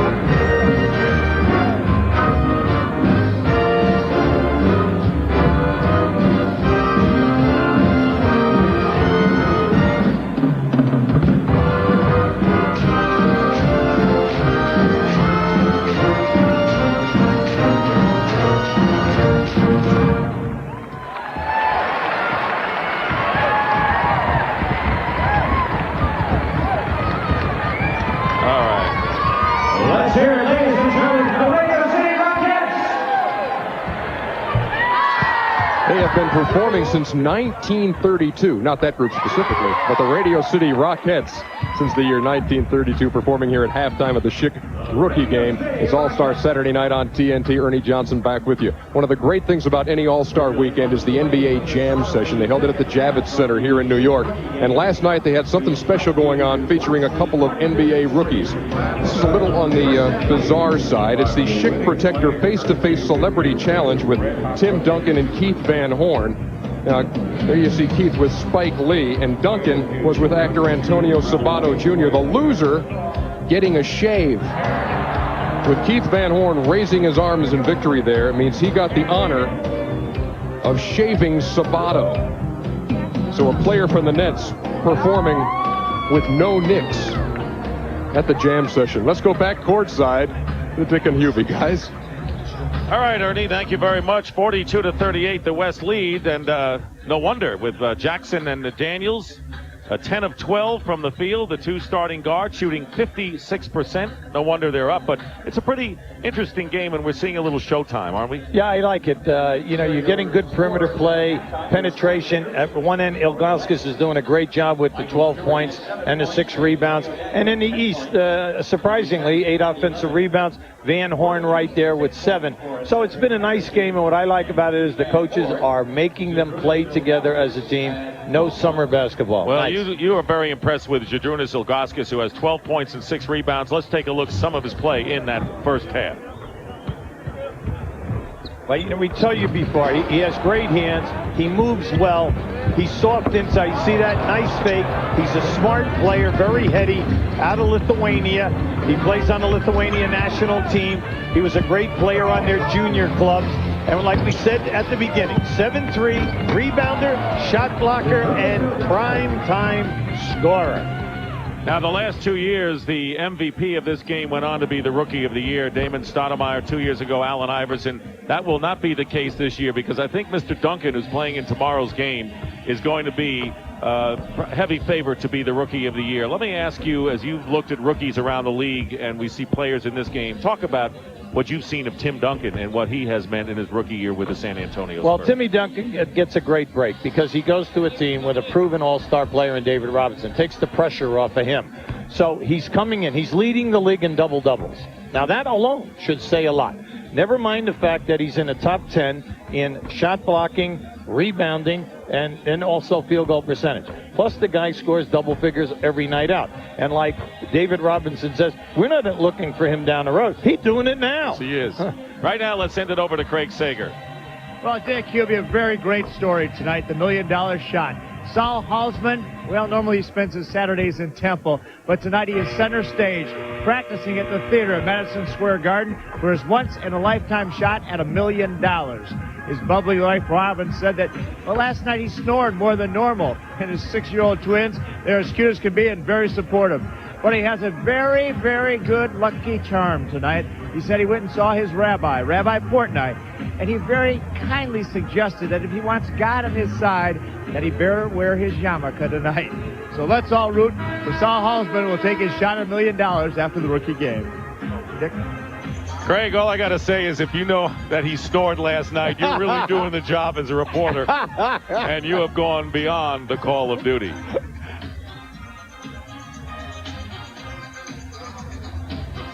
Getting ready for the second half of the rookie game here at Madison Square Garden on All-Star Saturday night here in New York. And there is Spike Lee, who has been getting a lot of mileage out of that videotape camera for posterity. Maybe some of these shots will appear in one of his future films. Now also the assistant coach of the East, Bob McAdoo. We'd like to talk about him after we get through here with this distribution of dunks and layups, three-point shooting with the points for the East and the West. You know, Bob McAdoo is the only player that didn't make the top 50 who has an MVP, 3 scoring titles, 2 rings, and over a 14-year career averaged 20 points and 9 rebounds a game.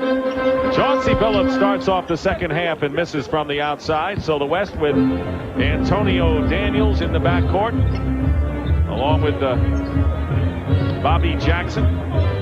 Here's Maurice Taylor shooting over Van Horn. And Tim Thomas gets the rebound. So it's Thomas of the Sixers, Mercer and Billups of the Celtics, Ilgauskas for the Cleveland Cavaliers. And here's Pete Van Horn of the New Jersey Nets. Billups trying to crash the board on a tip. And it's finally laid in and by Chauncey Billups. Billups out of Colorado, the third pick in the draft, as the Boston Celtics going with a lot of youth and have already won a lot more games this year than they did all of last year. Well, they're running a 12-man rotation. They continue to press. Everything is going well for them. They have any number of guys can be the star of the game for them on back-to-back nights. And then Antoine Walker, who is having an all-star season, you know, and he's right there almost in the top 10 in 4 categories. Antonio Daniels and Van Horn and Ilgauskas fighting for the loose ball. Comes up to the East, 42-40. The East has never led in this game. They've tied it once at 33, and now they tie it again at 42. Keith Van Horn with the put-in. He has a... Well, you can see how quick Van Horn is in changing ends of the floor. That's why New Jersey is so dangerous with him at that 4 position. Roderick Rhodes misses a 3. Long rebound into the hands of Ron Mercer. He'll take it the distance. And he misses the lay-in. Van Horn with the follow. And the East had a chance to take its first lead of the game. Nice pass. Daniels to Jackson. Not about to challenge Ilgauskas. But he will on the long shot. And maybe he shouldn't challenge him from there either. Here is Billups. Ilgauskas and the East with its first lead of the game, 44-42. Now before, the play before this, Mercer came down the floor right in the middle, laid it up over the front of the rim. That's a very hard shot. People think that's easy. You should either dunk it there or lay the ball up off the glass. You know, get to the angle so that it makes it easy for yourself. Now, once again, after that, we had an exchange. See, Billups could have forced that right here. It was a nice fake. Give it up to the big fella. Anytime those big fellas are running, reward them for running. Billups picked up by Taylor. And they have Jackson posting up against Van Horn. Or I should say the other way around. Van Horn going in and is fouled. He had the ball knocked away, but was fouled. And will go to the line. Quickly, they saw the advantage that Van Horn had against the 6'1", Bobby Jackson. See, Van Horn gives you the total package. Yeah, he's averaging 20 points, but he not only gives you the 2-point game, he gives you the 3-point game because he attempts 4 every outing. He's an 84% foul shooter, and I know at Utah, Rick Majerus used to talk all the time about the fact that when the game is on the line, in the last 2 minutes of play, he shoots over 90% on foul. All-time leading scorer for the running Utes, and they're right back up there. Rick Majerus doing another fine job for Utah. Sure without Van Horn, they've lost only 1 game so far. Road loss against New Mexico in the pit. 46-42, the East with the lead. Thomas on the deflection, and it's going to be East ball as the Rhodes lost it. Stepped out of bounds. Yeah, it bounced right off his head.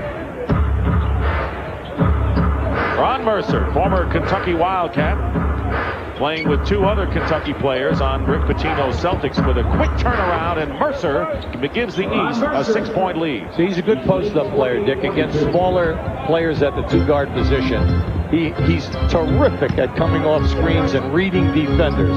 He loves to hit that curl and then knock in that jump shot on the move. There's a nice move by Taylor, but he could not score, and the East coming back down with it. The East on a 10-0 run.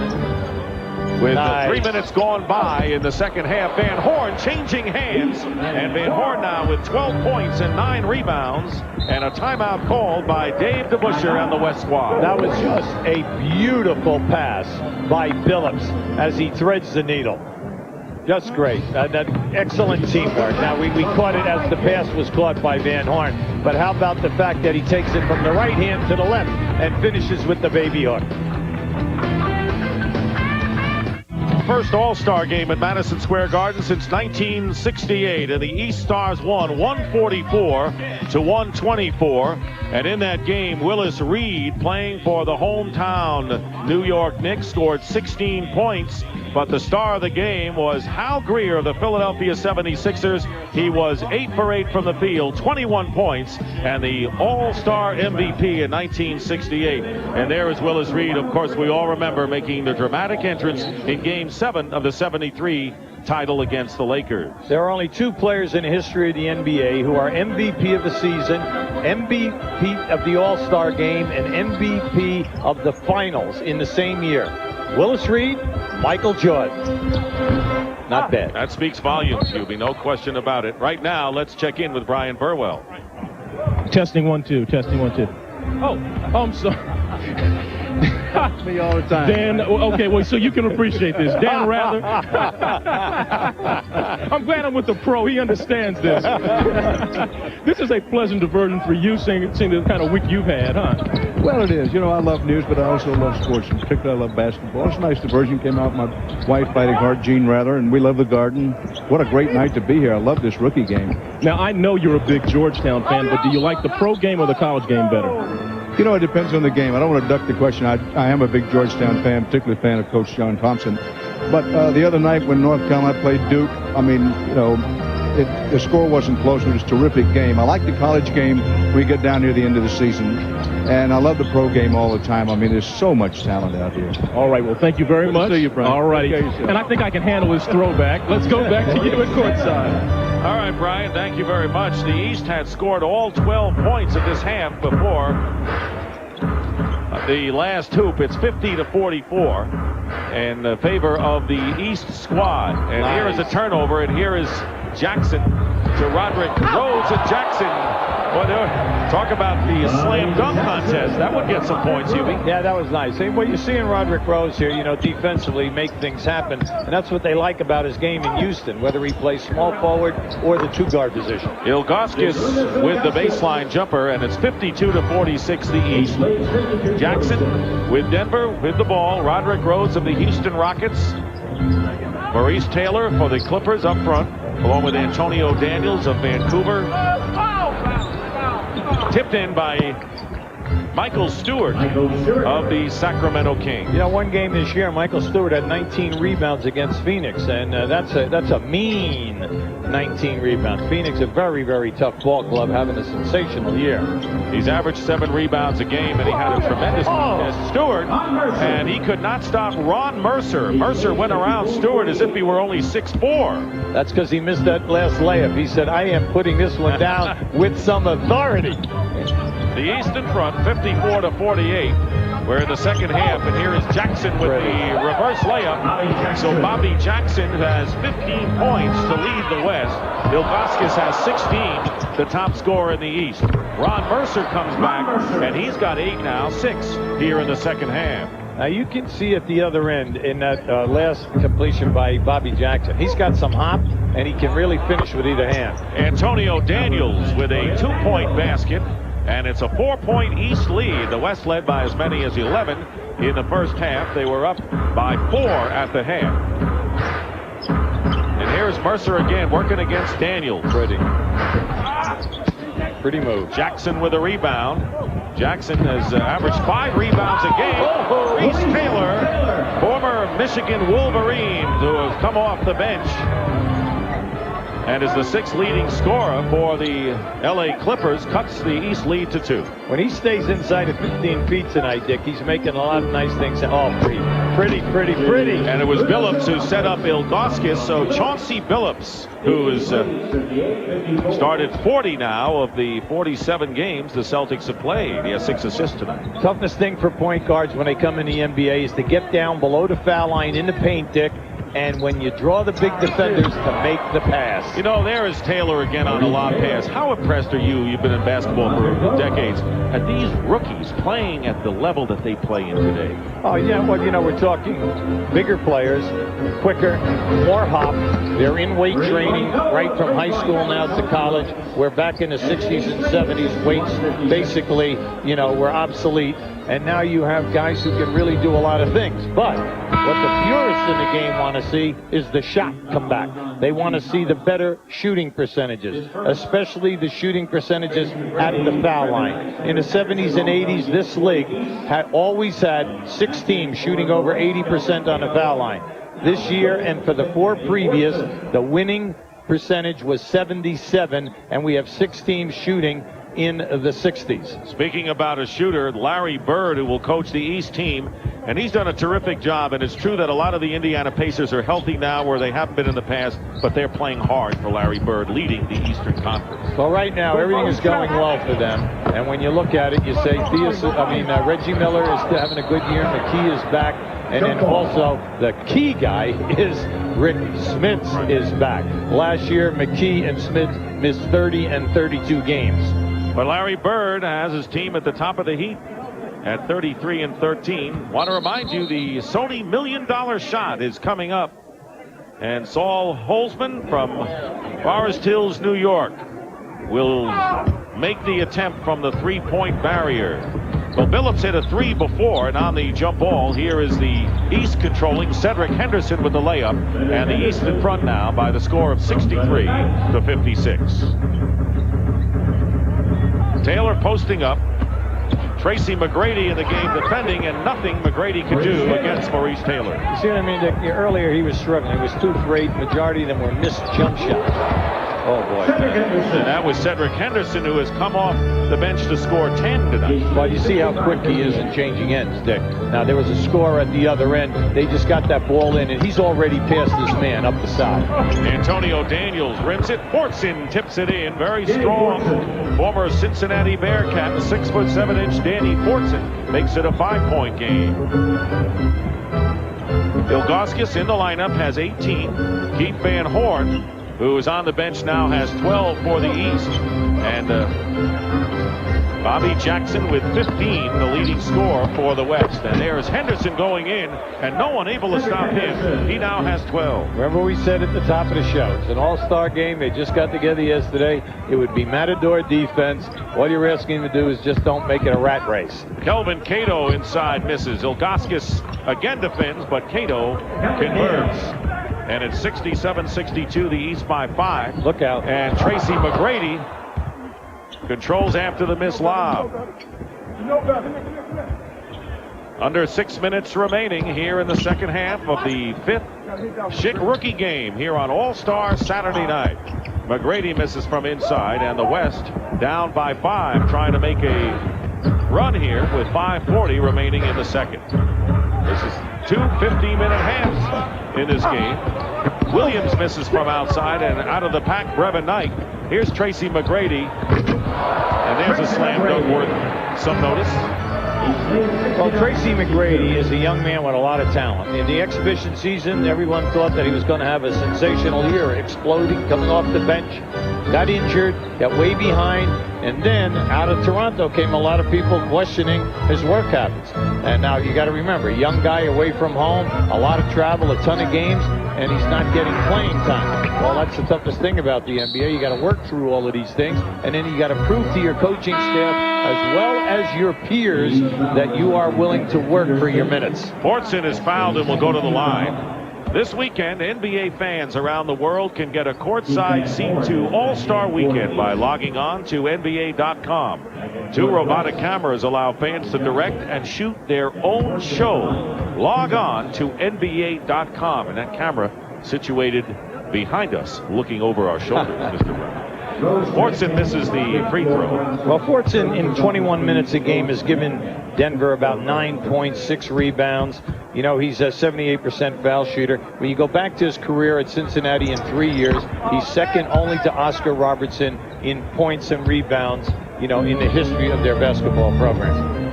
6-point game, the East in front. The East has won the last 2 years. Look out. Here is McGrady on a great feed from Brevin Knight. So you always tell guys, when you play guys up front, keep your forearm on there, right in their chest. That way that they can't backdoor you and get to the air. Fortson lost contact with McGrady. Van Horn, who replaced Ilgauskas in the lineup, picks up the loose ball. Quick pass out to McGrady. Goes around Roderick Rhodes and stuffs it through. 18-year-old Tracy McGrady, who has played in 31 of the 47 games the Raptors have been in. And the biggest lead of the game for the East now, double digits, 10 points, 73-63.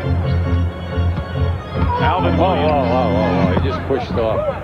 Bad offensive foul. Jackson Portson with another offensive rebound and a conversion. Gotta like Danny Portson.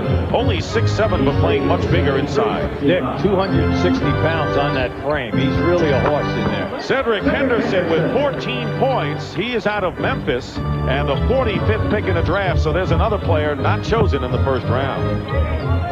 75-65, the East by 10. 3:45 remaining in the second half. Roderick Rhodes on the miss, and Rhodes helps Jackson get it back. Oh, great block by Henderson, and they'll call it out of bounds. It'll be, let's see, West ball, I believe. What a defensive recovery here by Henderson. You talk about quickness. You know, he's 6'7", but look at the arms. Just watch as he just measures this one, sends it right out of there. Right now, let's check in with Brian Burwell. All right, I'm here with another father-son duo with a Hollywood slant, Timothy Hutton and his 10-year-old son, Noah. How many games do you get to go here? Pardon me? How often do you get to go see games together? We go, I don't know, 5 games a year or so, just about. You must be loving sitting courtside every game, huh? Oh, yeah, it's the blast. Who's your favorite player out here? Out here right now, Chauncey Billups. And how about tomorrow night with the All-Stars? Penny Hardaway is my favorite all time. How about you? Tomorrow I'll go with Penny Hardaway, Grant Hill. It's great to see Van Horn out here. It's great to watch. All right, thank you very much. Let's go back to Dick. All right, the Huttons enjoying, father and son enjoying All-Star Saturday night. And the three-point basket before made by Alvin Williams, and here is Kelvin Cato on the free throw. You know, Dick, there are 2 other players who are starting on NBA teams right now, second-round draft picks, who are not in this game. Anthony Johnson out of the College of Charleston, a 6'3" point guard, is starting for Sacramento. He was the 40th pick in the draft. And then for Denver, Eric Washington, second-round pick, 47th guy, starting for Denver out of the University of Alabama. So that's saying a lot here now, Dick, for second-round draft picks, because we have some, you know, guys in this game, second-round picks, who are doing a good job. Henderson misses the lay, and they are. And, of course, the lottery picks, not automatic that if you're a lottery pick, you're going to play in this game. That's right. Here is Roderick Rhodes down the middle. Roderick Rhodes, 3 years in Kentucky, transferred to USC. Keith Van Horn with the fake and the lay-in. And the East leading 77-72.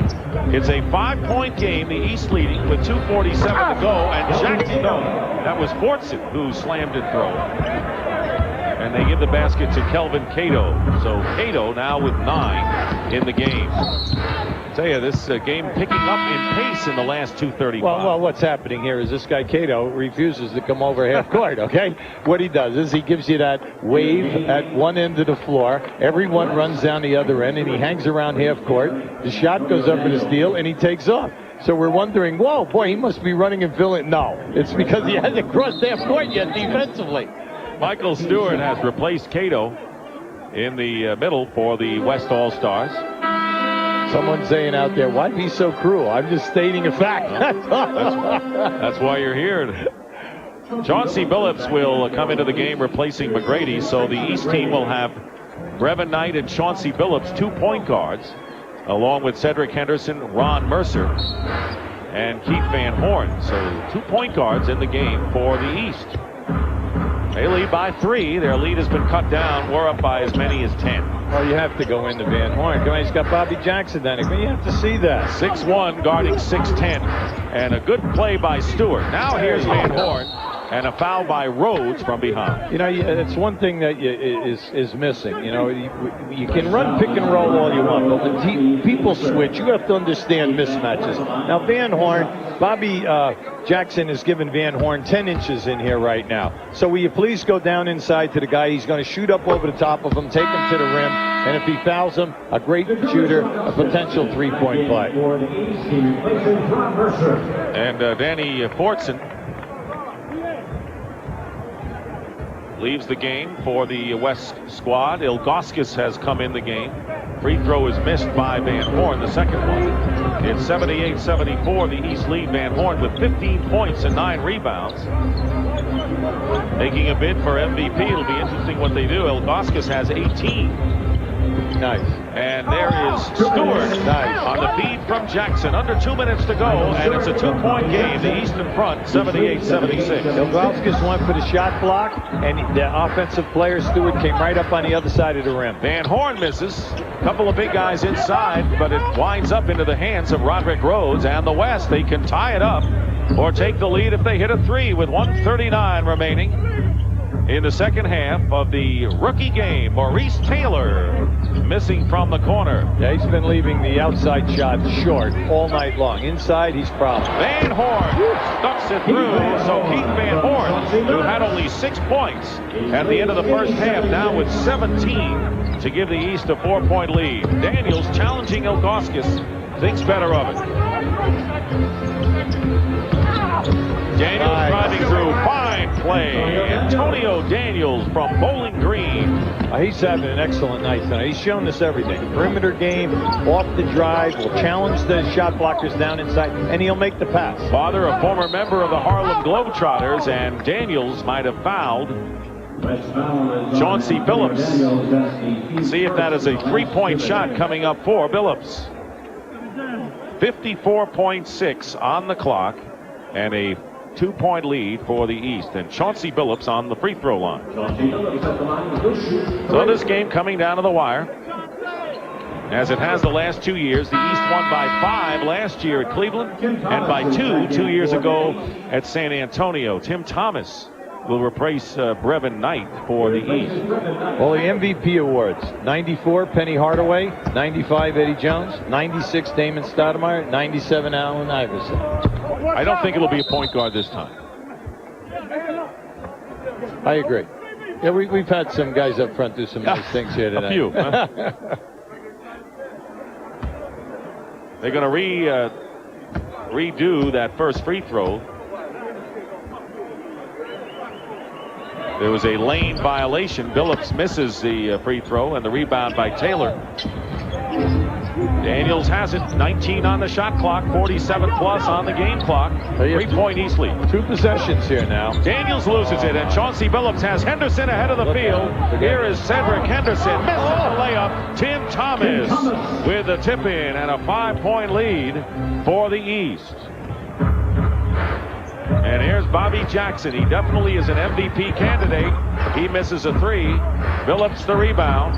Runs into Jackson, who gets it away. Great play. And Michael Stewart, who was a ball boy for 2 years with the Sacramento Kings, brings the West to within 3. Now, with only 21 seconds, you cannot allow them to run the clock out here. There you go. Ilgauskas throws it away. Rhodes for 3. And the rebound, Thomas. It is a 3-point game. Gotta foul him. And they do, as Jackson fouls Tim Thomas with 12.2 seconds remaining in the game.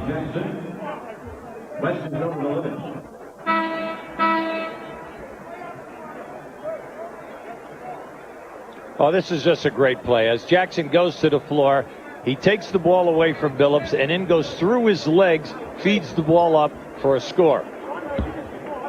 12.2 on the clock, and Thomas will go to the free throw line. He's got 2 at the free throw line from Villanova. Playing with the Philadelphia 76ers, has started 13 games for them. Now we have a 4-point spread. Of 5, it's over.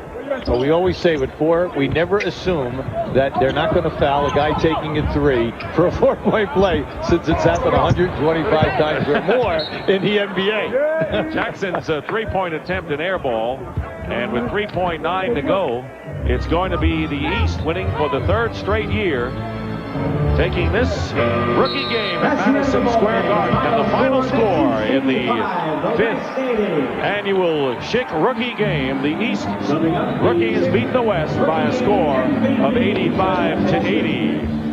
For the East, Ilgauskas had 18 points and 7 rebounds. Keith Van Horn had 17 points and 10 rebounds. Cedric Henderson, 14 points. And it was Bobby Jackson with 15, followed by Antonio Daniels with 14 for a well-balanced West team. And right now, let's send it over to Brian Burwell. Thanks a lot, Dick. Sadrunas, you are the first foreign-born MVP of the rookie game. How does that feel? It feels great. I had a lot of fun in this game, and I'm just going to continue to work hard and hope I'm going to get better. Now, you know, the guy who won it last year ended up as the Rookie of the Year. You think that's possible? No, I'm not thinking about that right now. I'm just working hard. I just want to win games for my team. That's it. What do you think the folks back in Lithuania are saying right now? Are you the new Arvydas Sabonis? I don't know. They just happy for me. That's it. All right. Thank you very much. Let's go on back to Dick. All right, Brian, thank you very much. So Žydrūnas Ilgauskas, 8 of 10 from the field, the most valuable player in the game, 18 points and 7 rebounds as the East defeats the West by a score of 85-80. Well, it's getting tense now for Saul Holtzman. He'll be taking the shot of a lifetime. The Sony $1 million shot will be coming up next.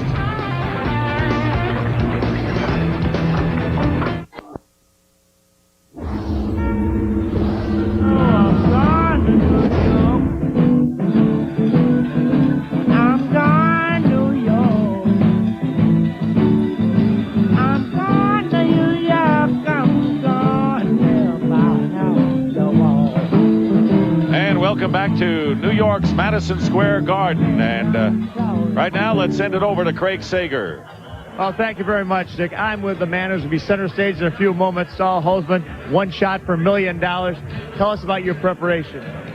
I've been shooting 150 shots a day, and now I'm practicing with my new spiritual leader, Muggsy Bogues. Keeps me calm, focused, and he wants me to have a nice arc, fall through, and concentrate and relax and have a good time. Spiritual as well as inspirational. If anybody's beaten their odds the entire career, it's Muggsy. Tell us about your protege here. Well, I mean, Saul is really looking forward to this shot. I mean, just trying to get him to stay calm and relaxed and just enjoy this time and not put any extra pressure on himself. He got an unusual shot, but he feels good shooting the way he does, so I didn't want to change much. Just try to enhance him, give him enough confidence to make sure that he did a lot of fundamental things and have an opportunity to make the ball go in the basket. For a self-proclaimed everyman, you've already had a very mind-boggling experience. You get selected, the odds are 1 out of 1 million. On top of that, you go on Kathleen Regis. What was that like? That was one of my favorite interviews. But the way I look at it, I'm a winner any way you look at it. If I miss the shot, I'm a winner. If I hit the shot, I'm a winner. So I'm just having a great time. This has been an experience of a lifetime. What would the money mean to you? I can't lie and say the money wouldn't mean anything to me. I'd be happy to have the money, but if I don't have the money, my family will be all right. We're going to stick together. We love each other. It's Saturday and you're not in Temple. What's Rabbi Portnoy going to say? He's happy I'm wearing my yarmulke. I don't wear it all the time, you know, but I'm wearing it here because he's asked me to show that there's someone above us. I'll tell you what, we're all rooting for you. Good luck. Good luck to you. Thanks a lot, guys. Let's go back to Dick and Jimmy. Well, we may have a lot of converts if the ball goes through the net. Who knows? Well, just a few moments ago, the presentation of the rookie most valuable player of this rookie game to Žydrūnas Ilgauskas. Did not play last year because of foot surgery, as Hubie pointed out, has been a big factor in the middle for the Cleveland Cavaliers bid this year, and was the outstanding player in this game, won by the East, 85-80. Coming up after the $1 million shot will be the AT&T shootout. Always the pièce de résistance of this night. Well, the people really love this event because it's a very difficult feat. It's tiring, and when you get to the last 2 stations, you have to concentrate on your follow-through and your style. And it sounds easy, but taking that ball off the rack, it's interesting to watch how guys do it differently. And then I always loved it when Bird made the one, put the finger up, still had his warm-up jacket on, and it's been on every NBA commercial since.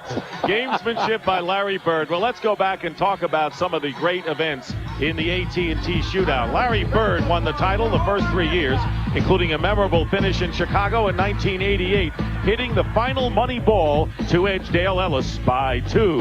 In 1989, Dale Ellis comes back the next year in Houston and takes the title, ending Bird's 3-year reign.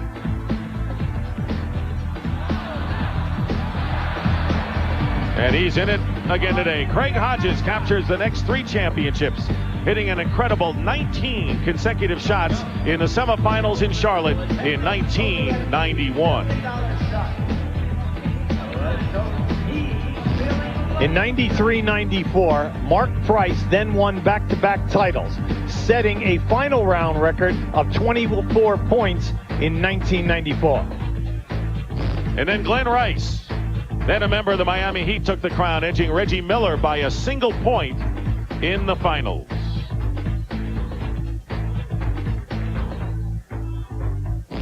In 96, an unknown, Timmy Legler, playing for the Washington Bullets, scores 20 points or more in each of the 3 rounds to take a surprisingly victory in his first appearance. And Steve Kerr was victorious last year in Cleveland, defeating Tim Legler by 4 points in the finals. And so we have Glenn Rice, Dale Ellis, both in it this year. And right now, let's send over to Cheryl Miller. Thanks a lot, Dick. With me is Glenn Rice, the reigning MVP, also a participant in 2-ball competition, the shootout, and tomorrow's All-Star game. Is there any other event you would like to participate in? Maybe we can get a layup drill going. Well, I know you were hoping for the sweep, but unfortunately it didn't turn out that way in 2-ball, but 2 out of 3 isn't bad. 2 out of 3 would be great. I'm going to try and go out there and finish up strong. All right, let's talk about the competition and shootout. Who are you looking, or who has you looking over your shoulder? I think you definitely got to keep Dale Ellis in mind and Reggie Miller, and also I think the sleeper very well could be Tracy Murray. All right, what score should win it? 17 or 18 should do it.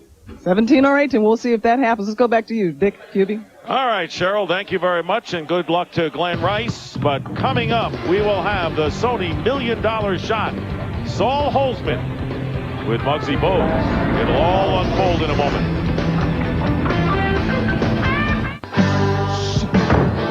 Take your best shot. It's a can't miss. Big shot.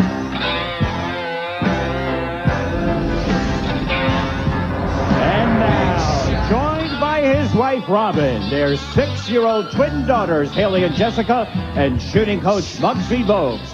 Here is this year's contestant in the Sony MD $1 Million Shot. A big round of applause for Saul Holzman.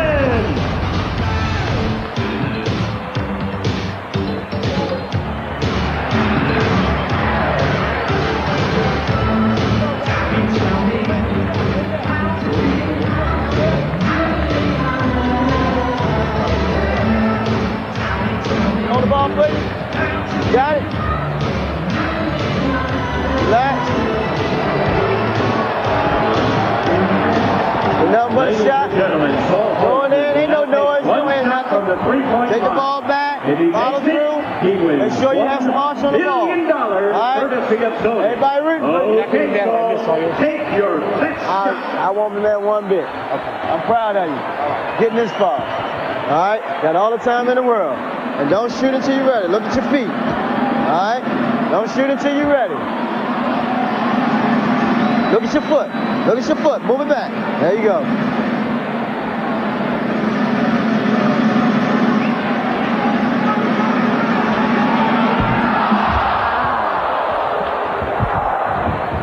Sony and the National Basketball Association thanks Saul Holzman for attending the Sony MD $1 Million Shot. Well, I'll tell you what, Hubie, he got a lot closer than a lot of people thought looking at that style, and he hit the rim, and a lot of people who have been in this have not hit the rim. Absolutely, Dick. And, you know, it's an unorthodox style, but you can see he's comfortable with it. And where we showed you, we did it on the Regis Philbin show, you can see it just drips on him to the left of the rim. But you know what? He's in it, and he has the right attitude. Everything that he said before the shot was wonderful, and he said that the pressure and the excitement, it's the second most exciting thing in his life. The birth of his twin daughters, who are now 6 years old, was first, and this was just kind of, you know, overpowering for this guy. Muggsy made me a little nervous. Watch your feet and everything. I would have said, look, let me take the shot. And, you know, with all of these fans, and there's his family cheering him on, you know, just to come as close as he did with all of the pressure that kept building here. Isn't that wonderful? See, that's what's great. The love of the family, the wife and the kids, the whole routine. And that's what he's been talking about. And you can see that it is all for real. And Ernie Johnson will tell you a little later what rewards he will get for missing but appearing in the finals. Right now, let's go over to Craig. Well, thank you very much, Dick. Well, Sal, as Dick and Hubie were saying, everybody seemed to be rooting for you. You seemed to fight off the pressure, and darn if it wasn't close. Yeah, I'm still a winner. I had a great time.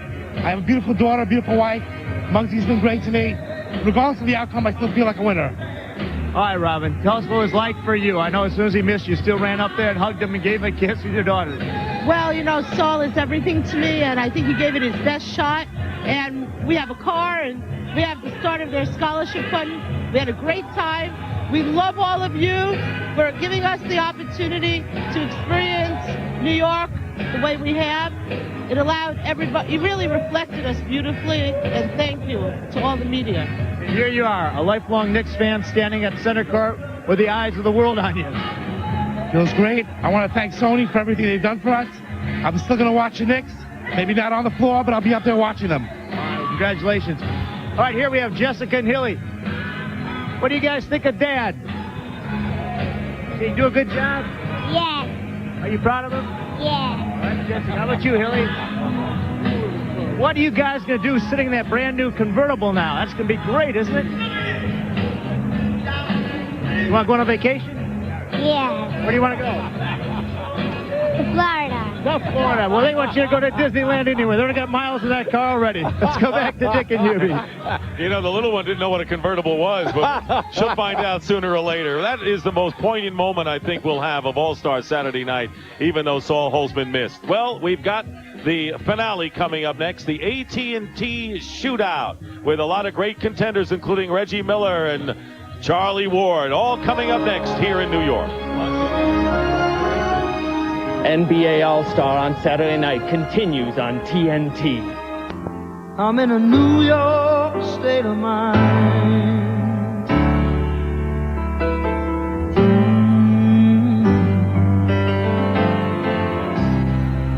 I've seen all the movie stars in their fancy cars and their limousines. Been high in the Rockies, under the evergreens. I know what I'm needing, and I don't want to waste more time. I'm in a New York state of mind. Well, the night gets 2 thumbs up so far. Soon the stage will belong to the long-range artists. The AT&T Shootout is coming up next.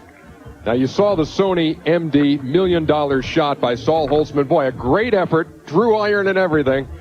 Misses out on the $1 million, but does receive a 1998 Pontiac Sunfire convertible, and Sony will contribute $5,000 to each of the Holtzman's twin daughters' college funds. What a great family moment here on All-Star Saturday night here on TNT. Meantime, an Olympic update for you. The first major competition in Nagano, the men's downhill, was canceled because of heavy snow and fog. They will try to run that tomorrow as the Olympics get underway in Nagano. And, of course, TNT is your exclusive cable home for coverage of the games from Nagano, the 18th Olympic Winter Games. Jim Lampley, your host.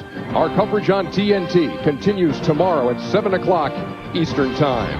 As far as the NBA goes, we're back at you on Tuesday night. The Sonics taking on the Rockets on TNT. The next night on TBS, the Sonics and the Spurs from San Antonio. And on Friday, the Pistons taking on the Heat from Miami Arena. So the AT&T Shootout approaches, and it's once again time for shift change down there courtside.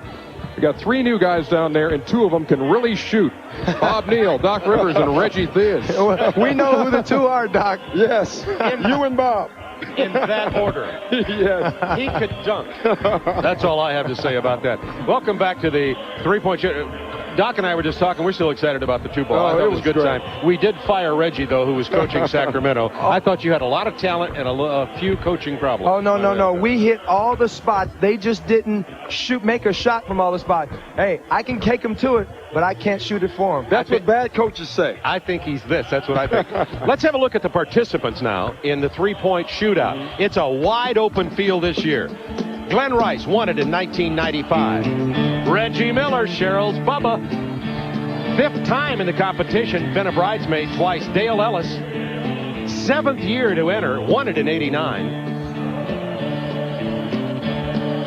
Hornacek, 3rd in threes in the league. Sam Mack, 4th in the league at 44% out of Vancouver. Tracy Murray, a dark horse in the minds of a lot of people. He's a streak shooter, hit 7 in a row in a game earlier this year.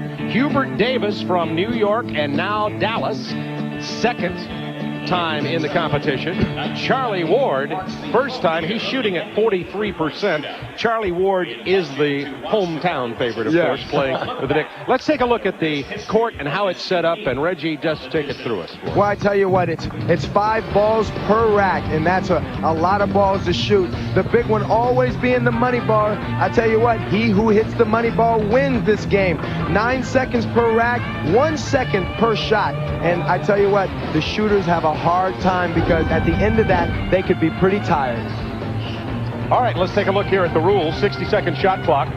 This started in 1986. If you're a regular All-Star Saturday night, you know these rules.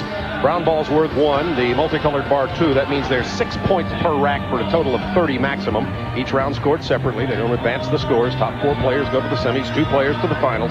24-second shootout to break ties, and we have had some ties before. Now, Doc, tell us about who you think your favorites are and give us a little player's perspective. Well, I look at the favorites as first Dale Ellis. The guy shot 50% from the field. He should be in the finals or close. Glenn Rice, a pure shooter. And the last one is Reggie Miller, a guy who loves this New York stage. One thing I want you to know, the line has been pushed back from last year. And the other thing is all 3 of those guys I picked were big. And I think that's going to play big time. Last year, small guys had a chance because the line was closer. Big guys will dominate or should dominate this thing. Okay, we're going to come back and get picks in just a moment. Right now, let's go to Cheryl Miller. Cheryl. Thanks a lot, Bob and Reggie. It has been 2 years since you've been in this competition. Size up the competition for you. It's a tough field. You got former champions in here in Dale Ellis and Glenn Rice. Everyone's saying the sleeper is Tracy Murray, but everyone wouldn't be here if there wasn't a shooter, so everyone has the odds-on favorite. I know Charlie Ward, this is his house, but you have had some memorable games here. You expect another memorable event here in the Garden. Well, I am somewhat shooting at my alternate site, my alternate home, so I look forward to it. Reggie, the talking heads say that you've always been a bridesmaid, never a bride. Can you silence the critics right now for me? Well, hopefully I can throw the garter over my head and get the championship. All right, kid, congratulations. Not congratulations yet, but good luck. Let's go back to you, Bob, and the 2 talking heads. Of course, I was the one who said that he was the bridesmaid. Yes. And not the guys you'll be mad at. By the way, Cheryl, your Freudian slip there was pretty clear when you congratulated him on winning. So we're going to right away figure that you're picking Reggie Miller. It's time for us to pick. Reggie Theus. Yep. Who are you picking? Well, you know what? I tell you what, I'm going out on the limb. I'm going with Sam Mack because Sam Mack has the most to gain from this. You can remember Craig Hodges, remember Legner. These are guys that were really non-existent. You win this, you go big places. Sam Mack, I tell you what, 48% of his shots during the regular season are from behind the arc. Think about it. Okay, my pick, I can't, Sam Mack. Okay, that's a long shot. But that's Reggie Theus. He takes the risk. Yeah. My pick is, talk about the shortest shot, Glenn Rice, former champion. He's hot right now, shooting 40-plus. And Doc? I'm going to go with Cheryl's little brother, Reggie Miller, because he loves this stage. Pushing up the noise right now. Yeah. Remember the Broncos. We'll be right back. The underdog. For the AT&T long distance shootout from Madison Square Garden.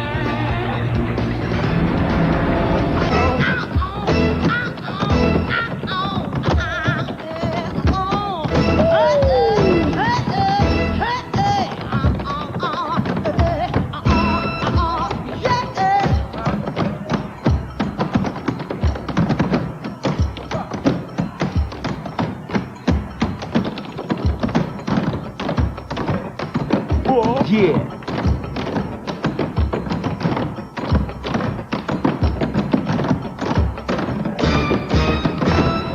Bringing the shootout. Yeah.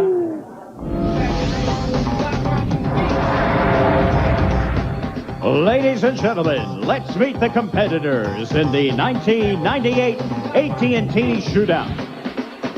He ranks 3rd among active NBA players in three-point shooting percentage. From the Dallas Mavericks, Hubert Davis.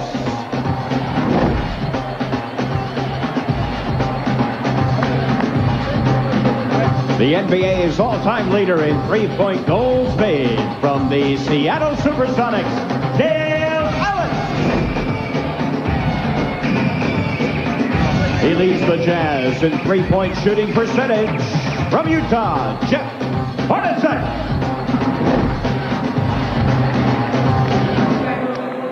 One of the NBA's most accurate three-point shooters from the Vancouver Grizzlies, Sam Mack. The number 2 player in total career three-pointers and one of this year's All-Stars from the Indiana Pacers, Reggie Miller. He had the league best three-point shooting percentage in the 93-94 season from the Washington Wizards, Tracy Murray. The 1995 AT&T Shootout champion hopes to become the 4th two-time winner in event history. You'll see him in tomorrow's All-Star game from the Charlotte Hornets, Glenn Rice. This guard leads his team in three-point shooting percentage and steals from your New York Knicks, Charlie Ward. Ladies and gentlemen, the 1998 AT&T Shootout competitors.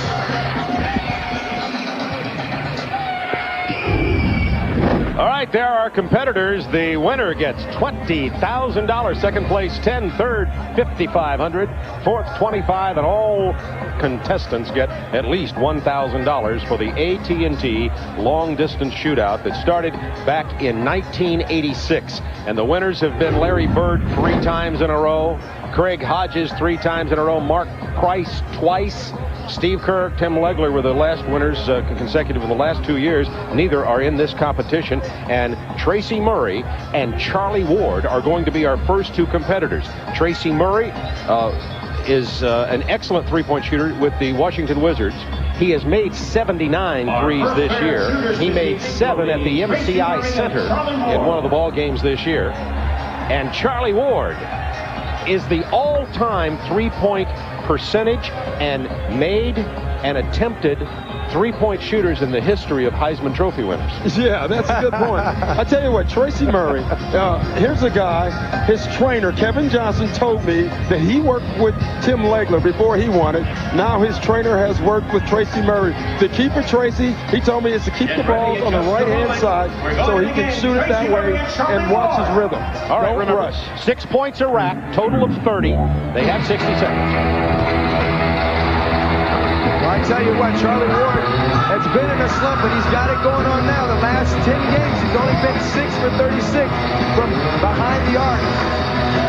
So this is an easy shot for Tracy Murray. One thing about Murray, he's a streak shooter. If he gets on a streak, watch out. He's a dark horse to me in this tournament. And Charlie Ward said he's already come over 1 odd, and that's a non-shooter being in this tournament. All he's got to do is get 1 more. That's also a quarterback being in the NFL and the NBA. Big 2-ball there by Ward. Charlie Ward is a jump shot shooter. See how high he gets on his shot? Very important for him on his elevation. One thing he told me, and he's gonna finish. Charlie Ward told me he wasn't worried about finishing. He said he just wants to make shots. Now, this is a big ball for Charlie. Yes. Good shot. Charlie Ward with the 2-ball at the end. Remember, these shooters are not competing against each other. They're competing to have one of the 4 highest scores out of the 8 because the top 4 advance to the semifinal. And there's Charlie's money ball. Bang, baby. And you can see Murray following through. Here's his money ball. Big shots. So Charlie Ward with the advantage when those 2 shot. Next up, we will have Reggie Miller and Sam Mack. But right now, you see the lights on the left side of your screen at the top. 12 for Murray, 15 for Ward. Now, when this line was in last year, 17 would be one of the lowest scores in the round. But when it's 23-9, 17's a pretty good score. It really is.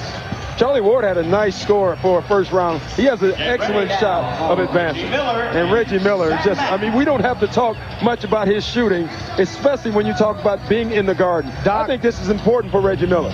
You know, Reggie Miller has had some big nights in this gym. Yes, he has. Against me. Well, that would have been easy. But watch Sam Mack, fellas.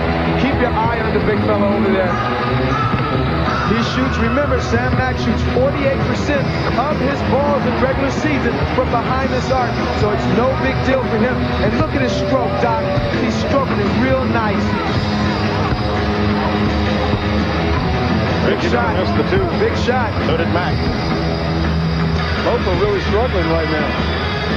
Both of them will have to go on a roll to stay alive. Yeah, you've got to beat 12 just to stay in the top. The big shot. Yeah, Sam got the big one over here. This is a big rack for Sam. This is the spot where he likes to shoot from. Oh, heartbreak. Sam Mack's going to have a tough time finishing if he doesn't hurry. He shoots the ball a little bit slow, and that's to his disadvantage, but taking your time is important. Oh. There's the money ball for Sam Mack. Got it. Huge shot. Sam Mack still in the game, baby.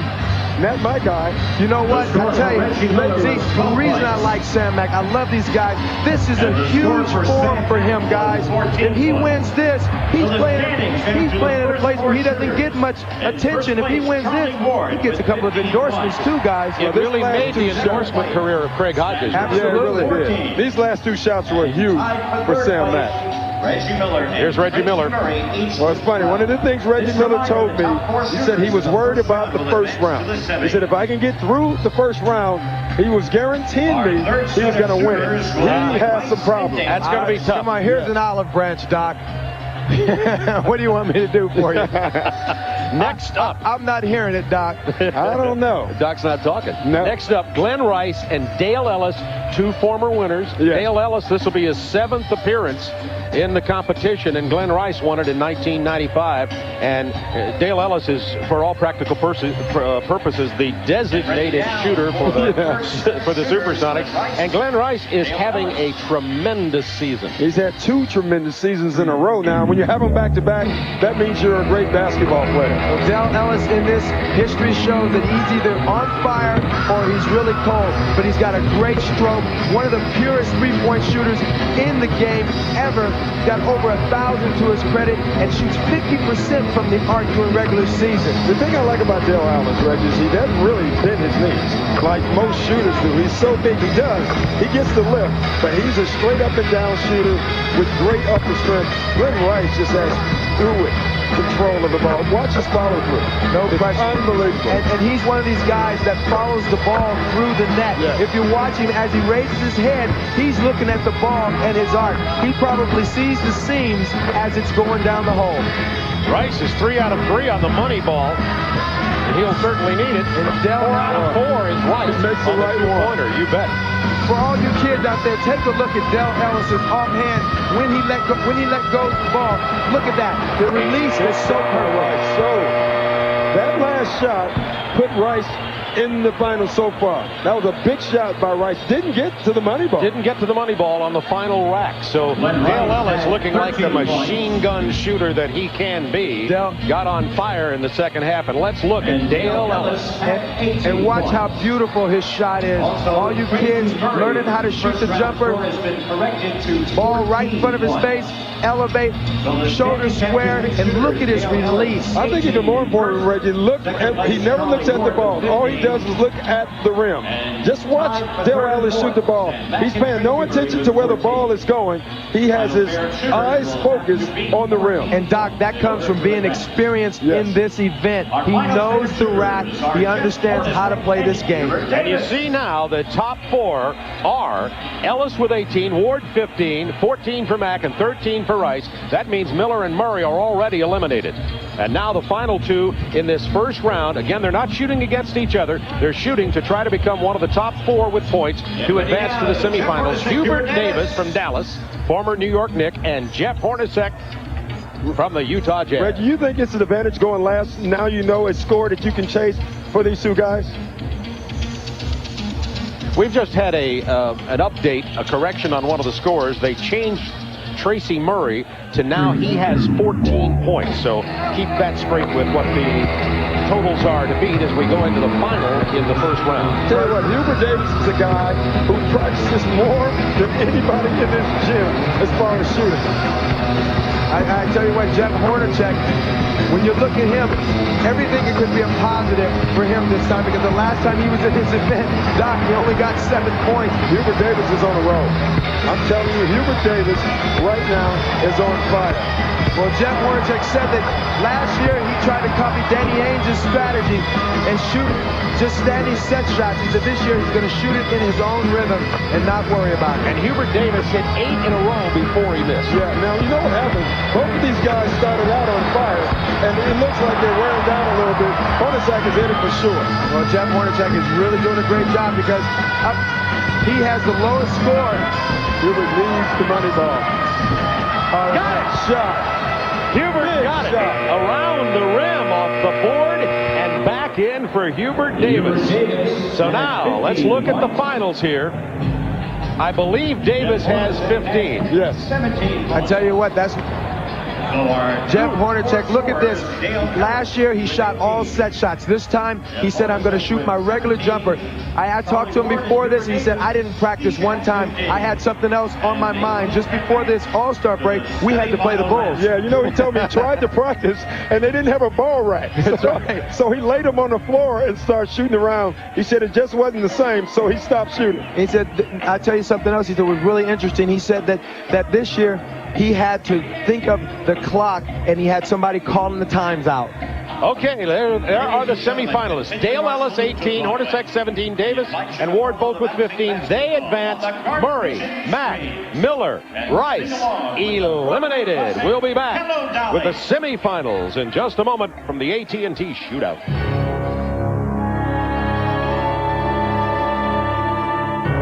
It's NBA All-Stars. Welcome back to Madison Square Garden. NBA on TNT and TBS Superstation have been here all week with EA Sports at the Jam session, putting on a Play the Pros challenge. Rookies Tim Duncan and Chauncey Billups got in some practice time with EA Sports. NBA Live 98. I had a chance. You were over there, Reggie. I was over there, had a great time with these guys. Did Duncan win that? You know what? Chauncey was working him. Was he for real? He was working him, and then the big fella got hot. Yeah. And said, Chauncey, you can't breathe from out there. Here are our 4 semifinalists. Just what we thought, right? That's exactly. That's the guys we picked. So now let's pick a winner out of here. All right, I'm taking Hornacek. All right, good pick. All right. Go ahead, and that's Bob. the guy I had at the beginning. Yeah, that's right. It's his 7th time. He's the oldest guy here. I'm the oldest guy here at the table. You are, barely. by far. Dale Ellis. Well, that's the guy you had, right? Yeah. I had this Dale is tough for me because I played with Charlie Ward and I played with Hubert Davis. So I want to go with both. I'm going to go with Hubert Davis. Yeah, he was hot in the first part of the first round. Here are the first round numbers for Charlie Ward. You see that he had the big racks, none really big, on 3 and 5. Well, I tell you what, Charlie Ward, the last 10 games, like I said, was only 6 for 36, coming out strong in this three-point competition. Well, slump no more. Slump no Charlie more. Ward. And this can start off the second half of the season big for him. The Knicks sure could use it. Remember, the scores don't transfer. They start counting anew in the semifinals. Not a good start for Charlie Ward. It really wasn't. This is more his spot, though. You don't see him in the corner much shooting. Well, Charlie Ward, I think he's feeling a little bit of the pressure. Although he knows pressure, quarterback at Florida State, Major League Baseball prospect, great basketball player, he knows pressure. Hey, pressure, playing for the Knicks. He does know pressure. Right now, Doc, struggling. There goes a little bit of your theory of the big guys being able to shoot from out there better. Charlie Ward, a leg shooter. Notice how high he gets up on his shot. Not always the best guys to shoot this because they get tired toward the end of the game. He's still in it. If he can make a couple, if he makes this one, Which he does. Yes.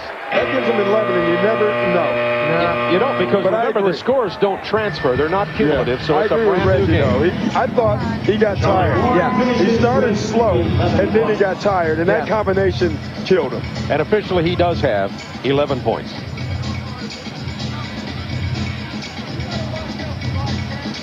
Charlie Ward with 11. Cheryl. Thanks a lot, Bob. Now, Charlie, I know this is home court. Had a terrific first round. Second round came around. How did you feel? Well, you know, shots didn't go down, but it's a good experience for me. Was it a little easier or more difficult than you thought, the competition? Actually, I thought I would be nervous, but I wasn't. You weren't nervous? All righty, let's go back to you guys at the table. Why should he be? How can he be? He's played here before, right? And he'll always have the Heisman. Boy, he will. Up next, Hubert Davis. Remember, Hubert hit 8 in a row at one point in the first round. Hubert Davis. Hubert is so good, he's decided to shoot with his sweat top on. Larry Bird, take notice. Everyone is. I think the start for all the little guys left is crucial. And That's Hubert a big Davis takes start. advantage of it. That's a big start. I was talking to him before, and he was real quiet about it. That made me think he was very serious. He's quiet all the time. Hit 6 in a row before he missed there. But he's making the money ball, Reggie, and that's key. Very key. And again, another leg shooter doing well in a three-point contest. Oh, yeah, he's rolling. He is rolling. I guess we can clarify this and say he is now on fire. Yes, he is. Look at this. You know, when advantage like Charlie Ward, Hubert Davis played with the Knicks. He ran the rack. He is rolling. He's going for all-time best right now. Oh, my. Hubert Davis, money ball. Got it. 23. That is impressive. That is impressive. I'm glad I picked him. Yeah, I'm glad I picked him. Remember, the all-time record in any round is 25 by Craig Hodges. The highest score in the semifinals, 24. So he certainly... And right here, Bob, he ran the rack. Let's go to Cheryl and Hubert. Hey, Bob, and he's not even broken a sweat. And Hubert, this must be home away from home. It says home away from home, and I'm tired. I'm gonna go down and get some water. I'm tired. Hey, was the first round more comfortable than the second? Because the second one, you were just as potent.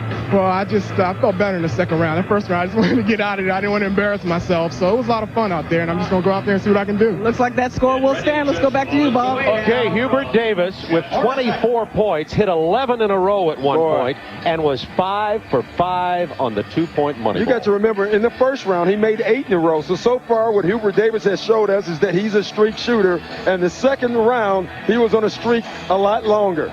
You see that Jeff Hornacek got off to a great start, slumped a little, and then had 6 points, all 6 points, on the fourth round. Well, Jeff Hornacek told me that he practiced a little bit by listening to the music. He's going to get his rhythm by just staying, concentrating on the music, and getting into it. What kind of music? A little acid rock. He is starting to feel it himself. And you he know really gets up on his shot. Well, and he's approaching the rack. He wants to keep the rack on the right side of him. That's why every time he approaches the rack, he goes around the bottom side so he stays in his rhythm hand. Got the money ball. Big shot.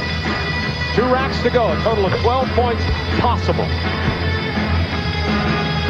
You better get it going. He's got to get one to avoid elimination. This is big. Got the money. Big ball. This is a huge rack for him. Yes. That ball eliminated Charlie Ward. Oh, his legs went on that last shot. The last 2 shots, his legs left him. I tell you what, though, 15 is not going to be easy to beat. Dale Ellis is up next. Yes, it is. And he's got to beat 15. Charlie Ward has been eliminated. But you can see, Jeff Hornacek, he gets up so high on this shot. And Reggie, you were right. His legs start going towards the end. That hurt him. That's 3 leg shooters in this tournament. Yeah. And 3 leg shooters doing well. I tell you what, last year he shot all set shots, and that's just one of his kids. Counting them up, Allen and Ryan. He's got 6, 7. Come on, Dad. Yep, he's thinking about a new swing set. Let's go to Cheryl.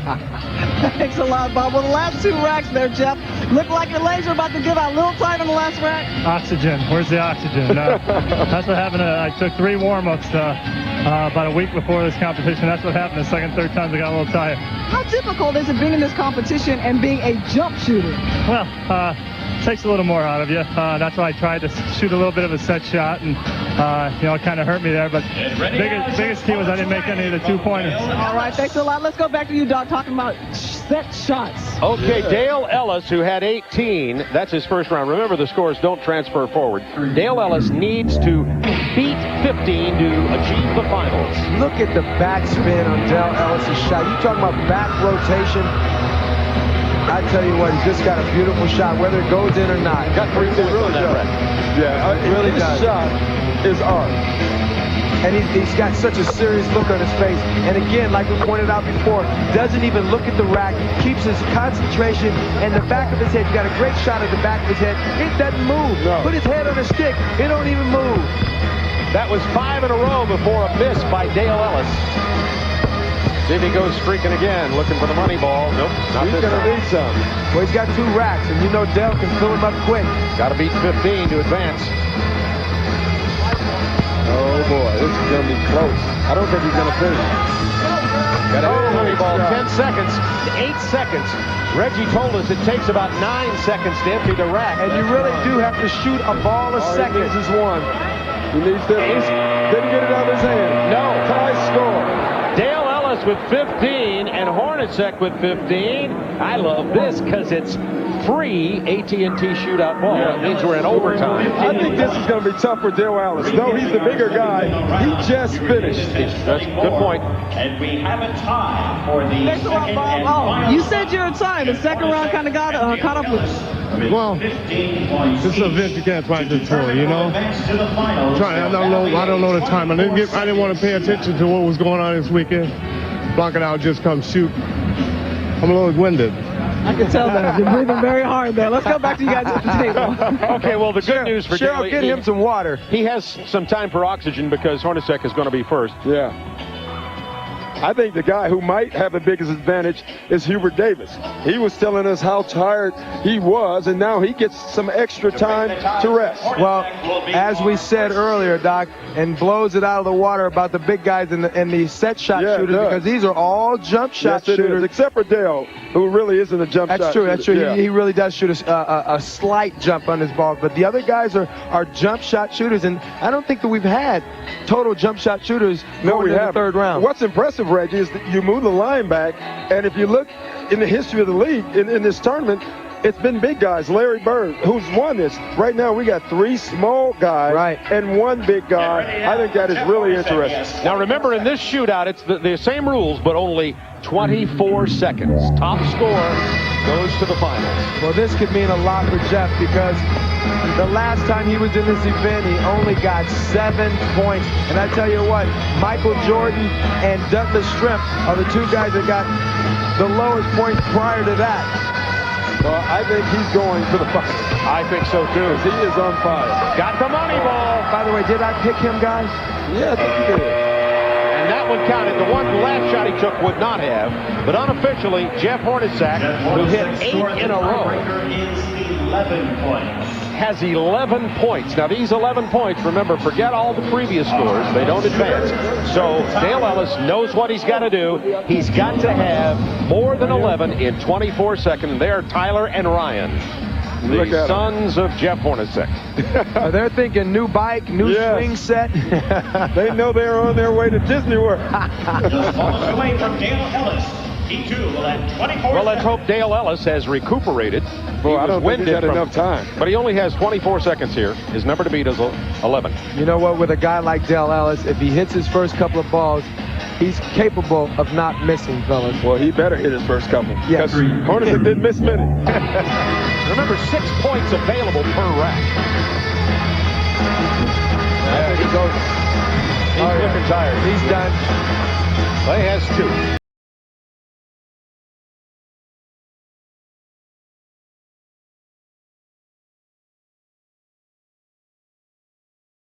Now, he's got to hit him here, though, but look at the clock is running down. Remember, Dale Ellis didn't lose. He simply ran out of time. Thank you very much. Oh, my goodness. So 7 in a row, but only 9 points for Dale Ellis, and that means that Jeff Hornacek advances, and it'll be Hubert Davis from Dallas and Jeff Hornacek from Houston in the finals.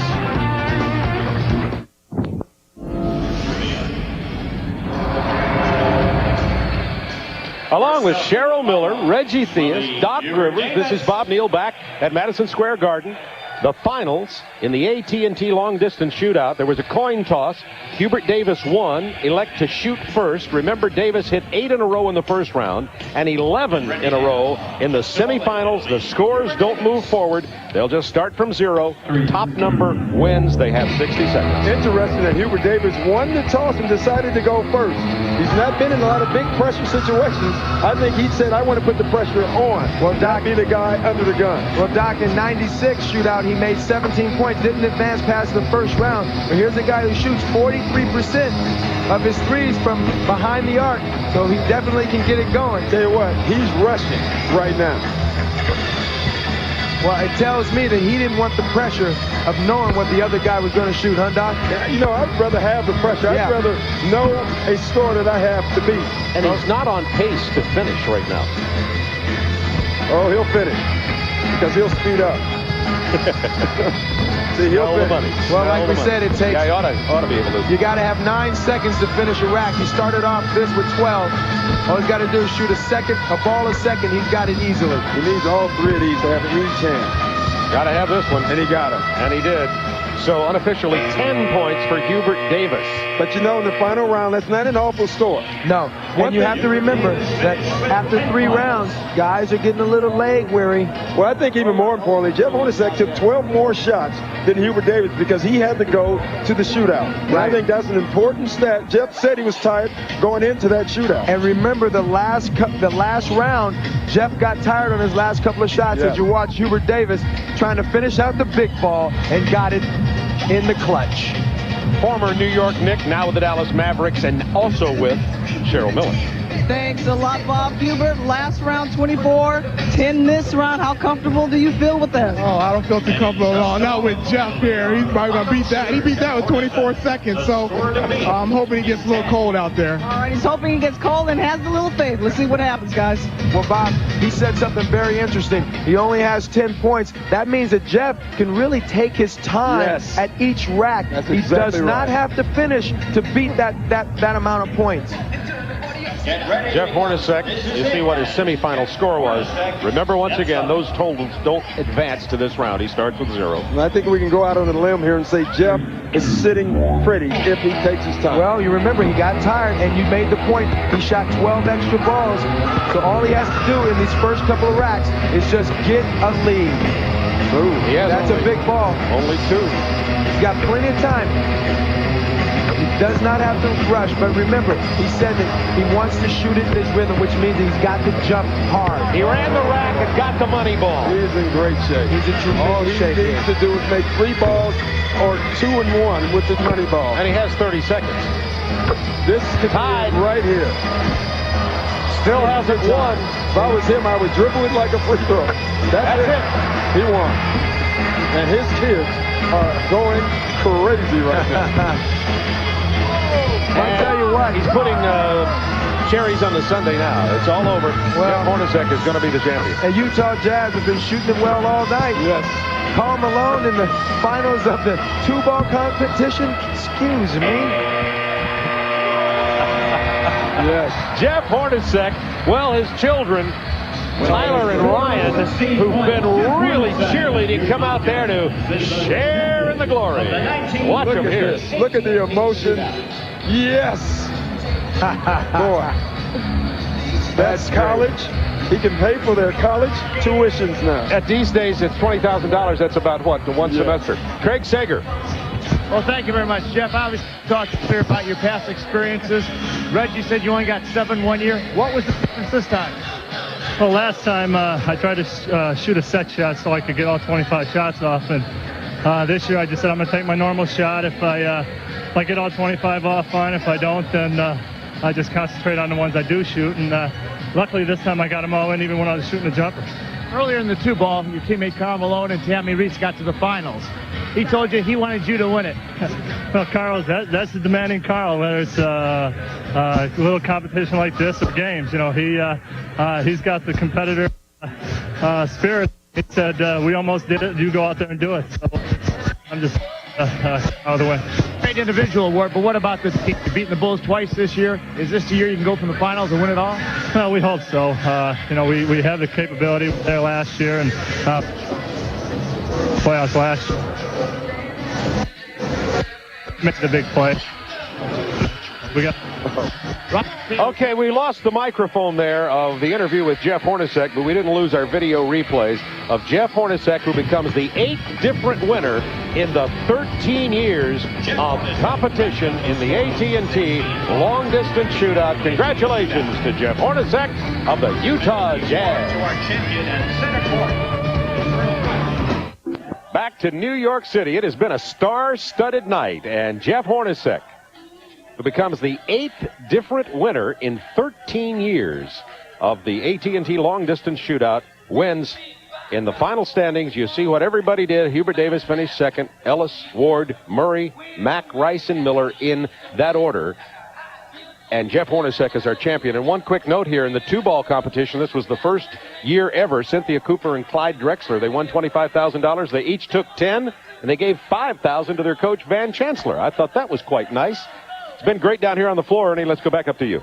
All right, thank you very much, Bob. And what a fun night it's been here at Madison Square Garden. And what stands out for you, Hubie, on this night of All-Star Saturday? Well, Ernie, I kind of felt the explosion in the final round by Drexler and Cooper, definitely. And then the true sincerity of Saul Holzman's family. The love. You know, he misses the shot, but you could see the love. They were so proud of their dad. It was a nice, topping off of the night. It was a great way to end it, and a close second probably being Jeff Hornacek's kids being so excited that Dad had won the AT&T shootout as they went to midcourt to greet him. So that's All-Star Saturday here on TNT. Remember, our coverage, exclusive cable coverage of the 18th Olympic Winter Games continues tomorrow, 7 o'clock Eastern Time. Jim Lampley is your host from Nagano, Japan. The NBA next week. On Tuesday night, the Sonics and the Rockets get it going, and then the Sonics and the Spurs on TBS the next night. Friday night, the Pistons and the Heat from Miami Arena. The All-Star Game comes your way tomorrow night. Michael Jordan nursing a fever.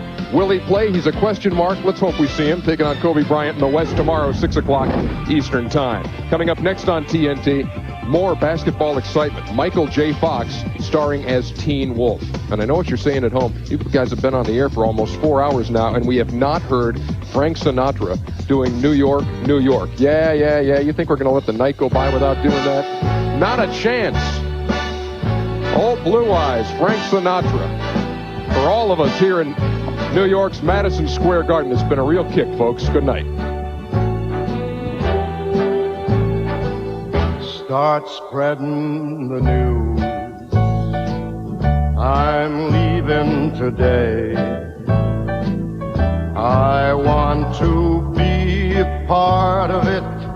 New York, New York. These vagabond shoes are longing to stray right through the very heart of it. New York, New York. I want to wake up in a city that doesn't sleep.